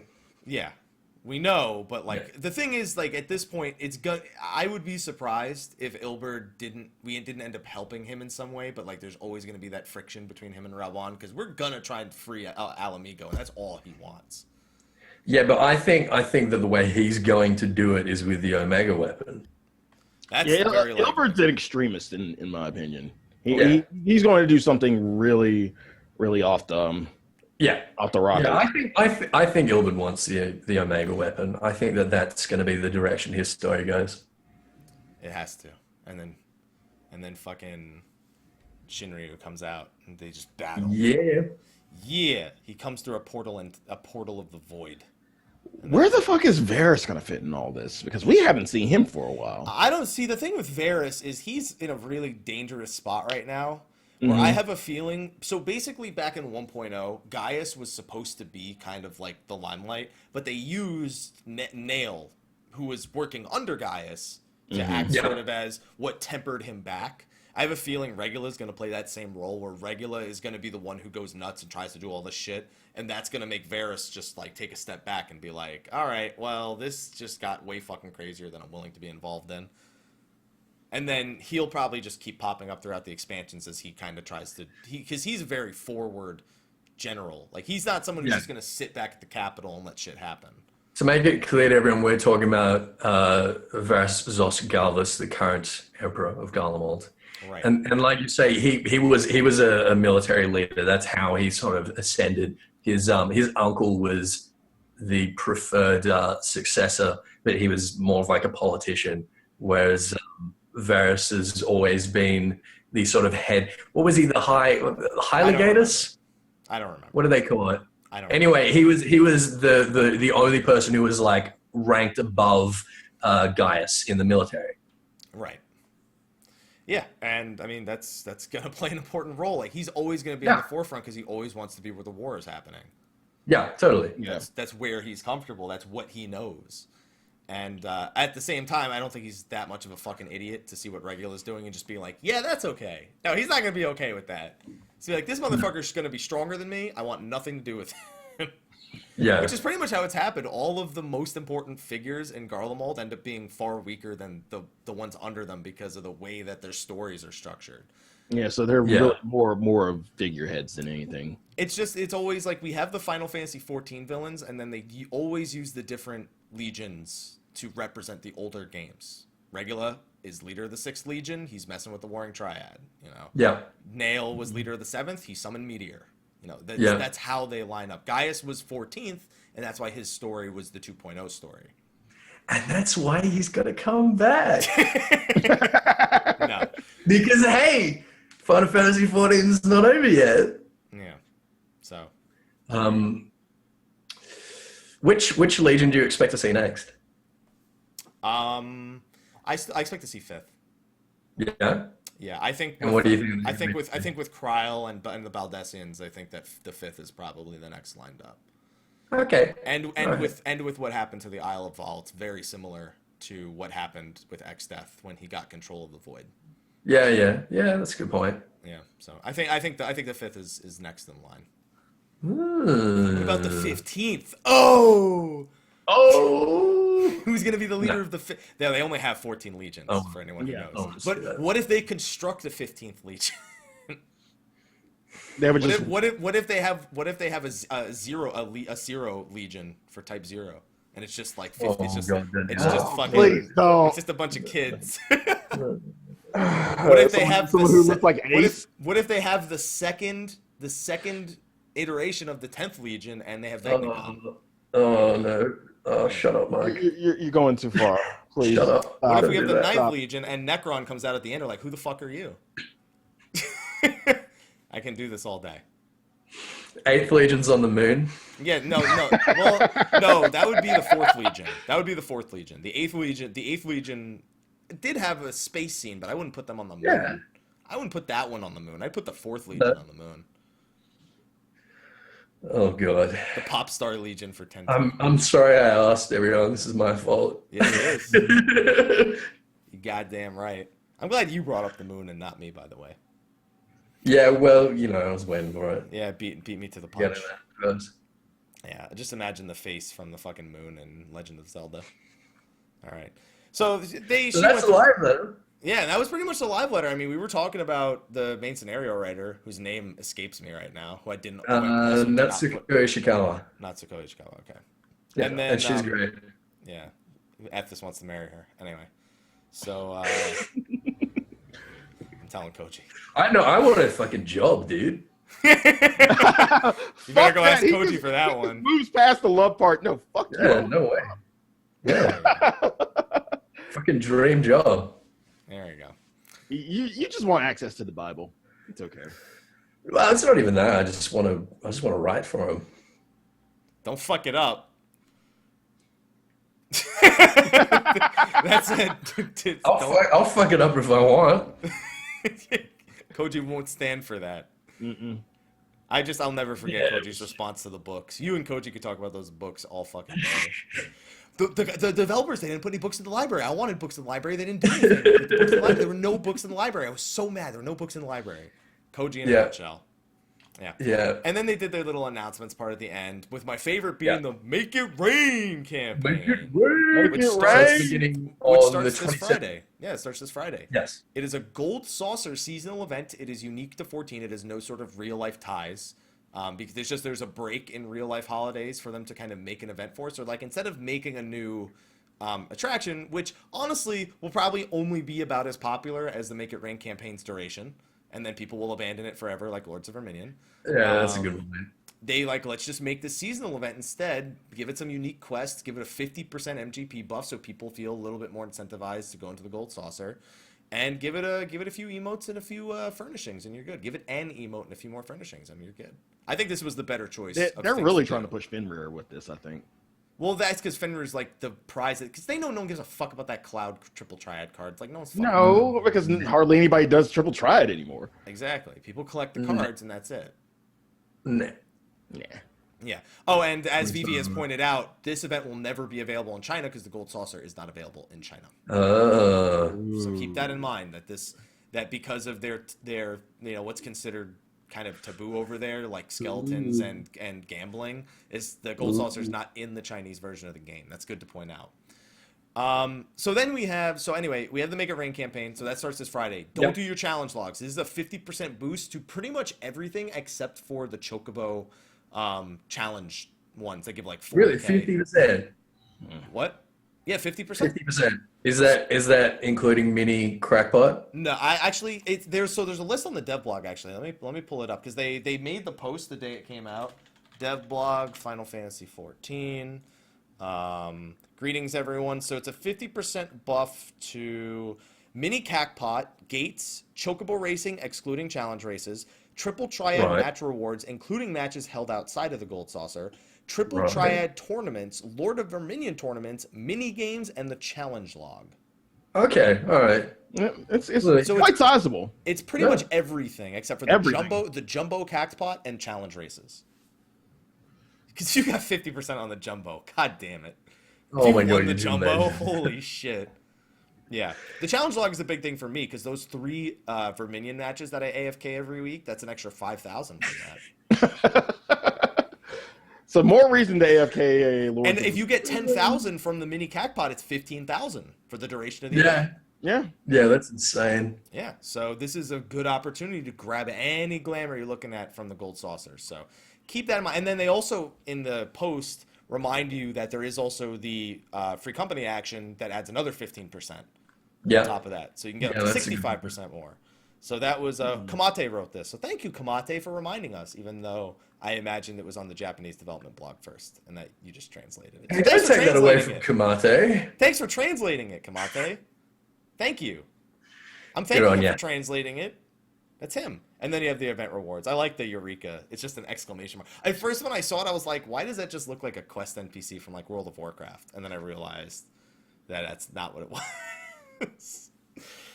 My favorite is the Gold Sparkler, which totally sounds like a giggity. Like, oh yeah, shoot that gold sparkler all over me.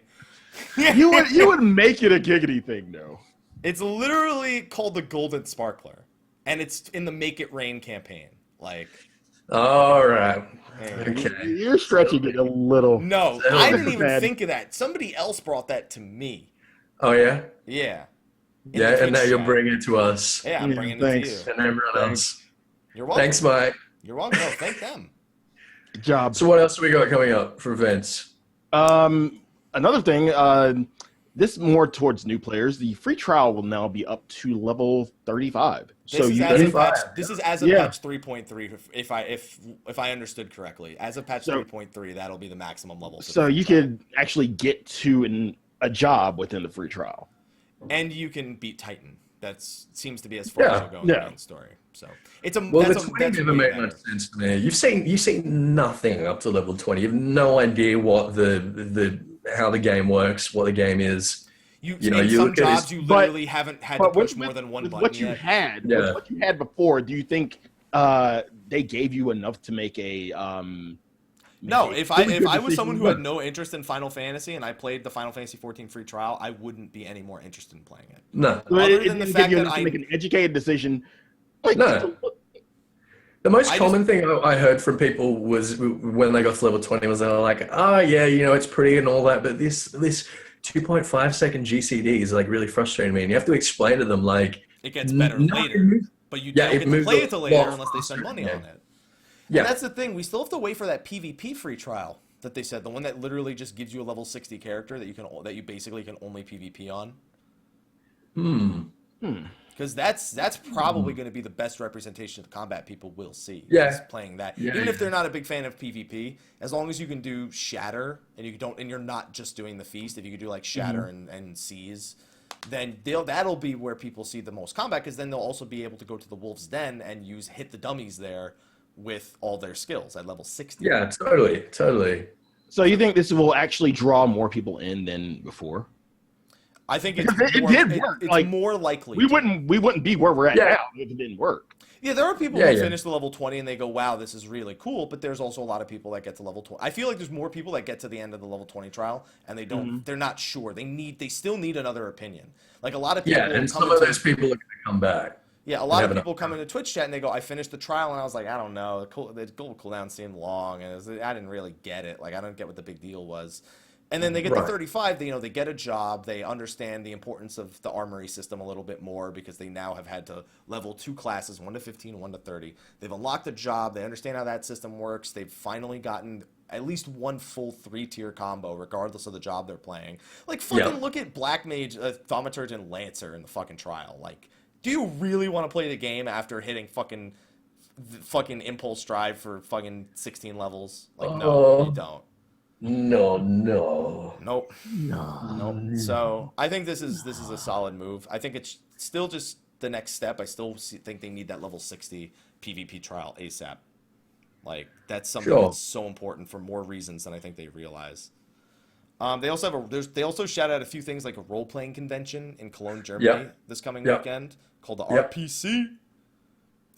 The Final Fantasy 14 channel is going to be on the site that they listed, which people talked about it before. Like, not much really happens on that channel. It's not like it's a live letter or anything. It's Final Fantasy 14 on a fucking TV station, pretty much.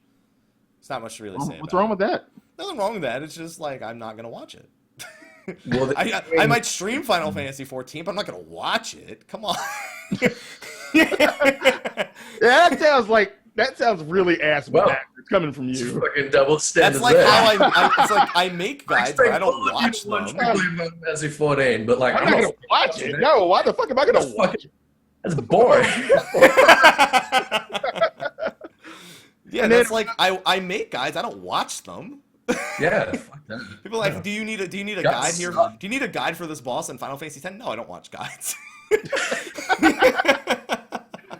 He doesn't get high on his own supply. No, I don't get high on my own supply. And then, of course, June 6th, we got the live patch rating. That I also don't bother watching because it's like I don't know Japanese. We've already seen the notes. We already like I'm not gonna fucking watch you read the notes. I want to read the notes. They might add a few more quality of life changes, that we get last minute usually that we don't see on the note, like any preliminaries, but we see it on the final notes. Then of course, the week after the patch comes out is E3. Woo. And there will be a live letter there talking about Deep Dungeon. 14th through the 16th. So this is a 3-day live letter. It's a 3. No, that's the day ETH. No. They're saying that's going to be. What do you think they're doing? You think they're going to do a 72-hour live letter? They can't even keep me interested for 1 hour. You're trying to tell me. split up in 3 parts, maybe. No, they're just saying that at some point during E3 they're going to do a live letter. They just haven't announced a specific time and date yet. Yeah, I'm sure Matt and Devin would fucking look forward to fucking managing that, a fucking 72-hour live letter. Yeah. Get on it, Matt and Devin. I'm not even going to put that on Tony. No, I wasn't saying 72 whole hours of fucking Square Enix channel being on. God, no. They need rest. They need to go out. You didn't sound like you thought they were getting it for a minute there. No. Split it up in 3 days. Oh, I would actually love to see that. I would love to see Foxconn and Yoshida at like hour 68 of the 72-hour live. And just because we assume they don't sleep anyway. He looks like he's gonna die after an hour and a half. Yeah. Like, I know the feeling. The 20, what was it? The 14-hour broadcast looks like torture for them enough. That they do every year. Man. I wonder what the Rising is going to be like this year, man. Awesome. Ugh. Like, after last year's, how do you top that? Exactly. They're going to fuck it up. It's just going to be a shitty year for the Rising. They're just going to be like, fuck, we ran out of ideas. Just stick Yoshi P in a room again and say Red Mage, and they'll fucking cream their pants. That's it. or samurai armor. Yeah, just stick Yoshi P in the fucking room with samurai armor on, talking about Alamigo, and then just fucking call it a teaser, and then you'll just cream their pants. Yeah. There you go. So cynical today. Jesus. That's how they please their community. Oh, guys, Final Fantasy 14 is so boring to watch. Oh. And I guarantee you, everyone's like, dude, if they did that, that would be fucking amazing.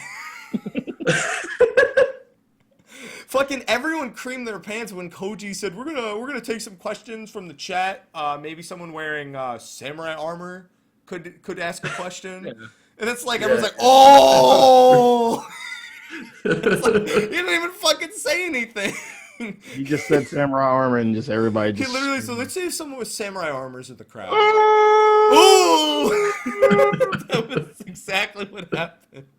That was literally exactly what happened at fucking PAX East. I wasn't even in the room and that's what happened. He's just going to walk up on FanFest with like a katana. Yeah. He's just going to hold it up and just take it out. I still think the 007 shirt was stupid considering Machinist. It's nothing like James Bond. Yeah, that was such a stretch. The man with the golden gun. Very misleading. Yeah, maybe you thought it was Q Branch, maybe? I don't know. I don't know. Well, the Batman shirt was acceptable, though. Yeah, that one was good. Yeah, that was great. Yeah, that was better. He didn't have an Astro shirt. He didn't wear a shirt with just He didn't have a shirt with a picture that's just the Earth. It's like, get it? It's a globe? he would just bring up a globe. Yeah, pretty much. Spin it.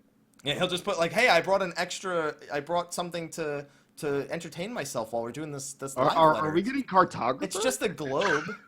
Archaeologist confirmed? Archaeologist? There you go. Yeah. That's what I'm talking about. And speaking of FanFest, Fan Festival tickets on sale in June. Yeah. For North America. Now we thought it was going to be July, didn't we? Yeah, I thought it was going to line up with the with patch 3.35. That was my original prediction. Yeah. It will be in June. Yeah, it's a little earlier than last year. It's probably going to be the end of, because I mean, we look at last year, like it was July 8th that they went on sale last year. It's going to be the end of June.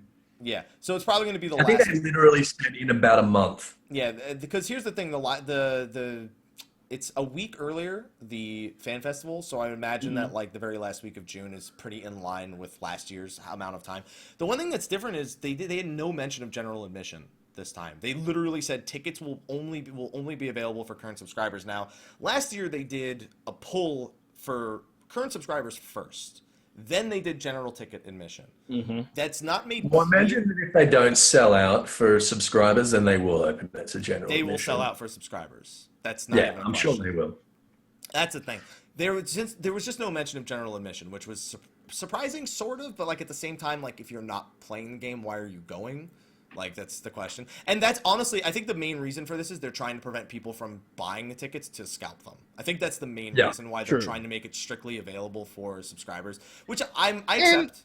And in a small way, you know, driving people to come back because, you know, people are interested. People have been interested in FanFest for quite a while. And some people are, you know, taking a break from the game, yada, yada, yada. You know, bring a few subs back to the game. Yeah. So I can see that. Yeah, I mean, but that's the thing. A lot of the times when they do this, you need to be a current subscriber thing. You need to be a current subscriber before a certain period of time. So, like, you couldn't, resub to the game the day before the tickets go on sale and buy tickets. Like, that's generally not how they don't allow it to happen that way. And that. So, do you know do you have an idea what the cutoff date might be? Because I'm sure we got people in the chat who are not current subscribers who might be down to clown with some FanFest. It's anywhere from 2 weeks to a month, because I think tickets were on sale July 8th. So now. Yeah, pretty much like now. So, like, July 8th was when the tickets went on sale for current subscribers, and you needed to have been a subscriber before June 23rd, I believe. All right. Okay. All right. So yeah, that's like 2 weeks. Yeah. So. All right. Well, there you go, guys. If you want to be at FanFest, make sure you are subscribed this week. And then hope you're lucky enough to actually get a ticket. They said there's going to be a lot more tickets available this year. Oh, they will be. I mean, it's a much bigger venue at the Paris, isn't it? The Paris is way bigger. Here's the thing, though. The Rio was off the Strip. The Paris is on the Strip. It's going to be fucking chaos this time, because Vegas off the Strip and Vegas on the Strip are might as well literally be two different planets. Two different things. Yeah. So we don't know exactly when these tickets are going on sale yet, just June. So be on the lookout. I mean, I'll make a video about it. We'll all be talking. Like, you won't miss it. You won't miss the date. Like, we'll make sure you won't miss it. A lot of people no way you won't know it's coming. And a lot of people are going to be tweeting it out too. And if you're a current subscriber, they'll send you an email. They did last year, letting you know that Fan Festival tickets were going on sale on a certain date. Like, whatever email. Well, if you're an NA subscriber, I'm not getting any email. No one gives a fuck about you. You're gonna fucking still ask me to buy you fucking 28 waters when that shit comes out. Ethys, I'll look out for you, man. You're gonna go. Okay, you can go buy him 28 waters from 7-Eleven. It's all right. No, it's all right. I got someone else buying a ticket for me. Okay. All right. There you go. What the fuck? You're gonna fly out to North America? That's the idea. Yep. Yeah. All right, guys. Fund the Ethys moves to North America fund. Not flies here. You got. I'm not joking. That's what I'm going to be doing. I'm going to be selling a bunch of T-shirts. I'm going to be doing a crowd fund to get me a ticket over to Vegas. You heard him. Yeah. You heard him, ladies and gentlemen. Listen out for that, everyone. This is the United Australian Dragoon Fund right here. To get him to fucking North America. He doesn't want to. He's on the Tom Berry server's Japanese server. He ain't going to that fucking Japanese one. He's not doing that shit. No, he's going to North America where he belongs. Okay, now let's not get carried away. You belong to us, Ethys. One of us. One of us. You belong to us. There we go. All right. And and that was the live letter. That's pretty much it. Yeah. Yeah. That's we did it. World first. Yeah. Oof. Yeah, there you go. So what did you guys think of this live letter overall? Do you want me to put a number on it? Because I can't. Yeah, give me a number if you want to. Whatever you want. I can, Slyh. Like 8 out of 10. We'll watch again. Wow, really? 8 out of 10 really? is generous. 8 out of 10. You would watch it again. Yeah. That's fairly generous. You're going to go back and watch the whole thing again. That rhymed. Not you just said that you would. Are you going to or not? Certain parts, yeah. I don't believe you. I wouldn't watch it again. No, I don't feel like I need to watch it again. 8.3 out of 10. You fucked it up. 8.3. I didn't fuck up anything. I'm keeping a flat number. We are not adding 0.3 to anything. No. All right. Well, for me, it was a 7.7 out of 10. I think this was. I think that this was one of the better guests. I think that the last two guests they've had have been far better guests than the previous ones. Yes. Before that, the two most interesting guests before were Koji and the woman from the that was basically like a huge member of the Japanese community. Those were probably the two prior that were the best. So now see the interviews. The UI guy wasn't bad though, but like it wasn't bad. It's good to watch the first time, but again, wouldn't watch that again. But a lot of other stuff, sure. Why not? As long as we don't rate it pi out of 10. Yeah. What about you, Ethys? Yeah, I think about 8 is pretty good. I thought the interview was great. I thought the actual content part of the live letter was pretty handy because of the stuff that we mostly already knew. But I like the interviews. I like the Q&As. I think it's a format that they should keep following. Yeah. It's great. Okay, good. You heard that. So, but E3 is going to be different. So one big thing about E3 that's different is we don't need Marco to translate it because Koji will be live translating that one. Well, I'm assuming it'll be Koji doing it. They usually drag him to America whenever. Or Anima. Kamate knows Japanese, but like they don't ask him. He translates the forums. Like that's what they ask him. Yeah, they get Koji to do it live. Yeah, come on. Why don't you guys use Kamate? He's a good friend. He punches things. There you go. He does Muay Thai. He can do this. He can stand up to the pressure. He does. He knows the karate. Karate? Yeah. He knows the karate. Karate. Got it. Yeah. All right, so unless there's something else you guys want to wrap up on, I'd say that pretty much is a wrap for State of the Realm this week. Yeah. I'm happy. You're happy? No, I'm happy. Yeah. Ethys. Oh, shit. Oh, shit. Is that right? Damn. Ethys. Damn. Ethys, where can they find you? You can find me in Australia. You can find me youtube.com/EthysAsher. Can they find you in Australia though? Like, if they really tried, could they? If we release 10 people into the wild, could they find you? All right. Okay. So get your way to Sydney Airport and just basically go northeast until you can't go any further. You'll come like to the end of a peninsula and there's like a little plateau and there's like some nice surf beaches and just like a whole bunch of bushland and nothingness. I'll just be bumming around there somewhere. So bumming around. Got it. Yeah. Just look for the guy who speaks with the fancy accent. That's the one. Come say hi. Yeah. There you go. What about you, Sly? You can find me in North Carolina. Come on and raise up. You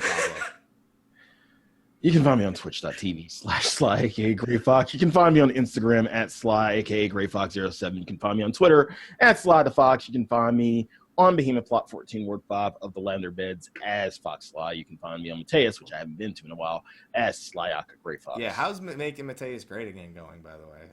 It was already great. There's nothing we can do when it's already so great. Why don't you want to be a part of that great? Been busy, man. Wait, have you given up on Mateus? I'm not giving up on Mateus. Come on. That sounds like I do stuff like off stream on Mateus. Like I'm sure you do. Oh yeah, off stream, yeah. I don't know, man. From where I am, it kind of sounds like you're giving up on Mateus. I'm not giving up on Mateus. It's already great. It's already great in some right. Yeah. Some right. He went backwards. It was already great. It's kind of alright. It's okay. Yeah. Off stream. There we go. All right. Oh, that's right. I probably have an echo because I had to redo. Yep. Echo. Do I sound like God when I do that though? Do I sound like God? Just feeding. Do I sound like a man? God, stroke your own ego, why don't you? I mean, they're the ones who said it earlier. Well, as someone who knows what God sounds like, I can comfortably say, no, you do not. Well, really? Okay. So you're the Metatron? Yeah, dude. God speaks Hebrew. What are you talking about? And you're Australian. Yeah. Yeah. Whatever that means. I guess I'll tell them where they can find it. It's Mr. Happy 1227 in the places. All the places. It's Twitter, Facebook, Twitch. If you don't know how to find me on Twitch, like seriously, just stay where you are for the next week. If you don't want to miss it, just stay where you are. If you don't find me on YouTube, it's a little bit more understandable because I mean you could just type it in. You just Google it real quick, you'll find it. Just like you sounded almost threatening there. If you don't know where to find me on Twitch, I will find you. It sounded like you were going to end with that. If you don't know where to find me on Twitch, I will find you. I'm gonna find your ass. I'm gonna find it. Oh yeah. All right. See you guys. All right, everyone. Thank you for joining us this week. Next week, I don't know yet, so I'll let you guys know at some point what we're talking about at that point. Yeah, it'll be the week before the patch. The following week we'll be doing patch review, and this will be back on Tuesday again, starting next week. Just as a reminder. Sorry, I was busy being a sellout and doing Star Ocean stuff yesterday. Freaking Matt Hilton. Traitor! I was in the lobby and I was talking to Matt, Devin, Aya, Lux, and Tony, and Matt was like, "Why are you here?" And I was like, "Oh, I'm doing this thing for Star Ocean." He's like, "Isn't State of the Realm time?" I was like, "It's supposed to be at like literally the exact same time." He's like, "You fucking sellout." Matt Hilton called me a sellout. For fucking doing Star Ocean, for doing the Starlog yesterday. Somebody has to remain faithful.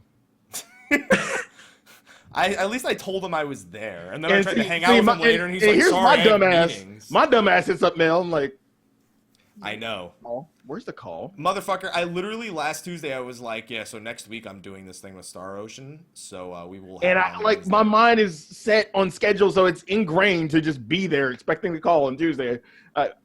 Just work on like cleanup notes a little bit. Where's the call? You know he's at Square Enix, right? Oh. Thanks. And then you go ahead and out me on Twitter. Well, Sly forgot about State of the Realm, but Happy will be on Square Enix's channel today. Yeah, thanks. Thanks for that. You're welcome. Thanks. I didn't do that. That was her.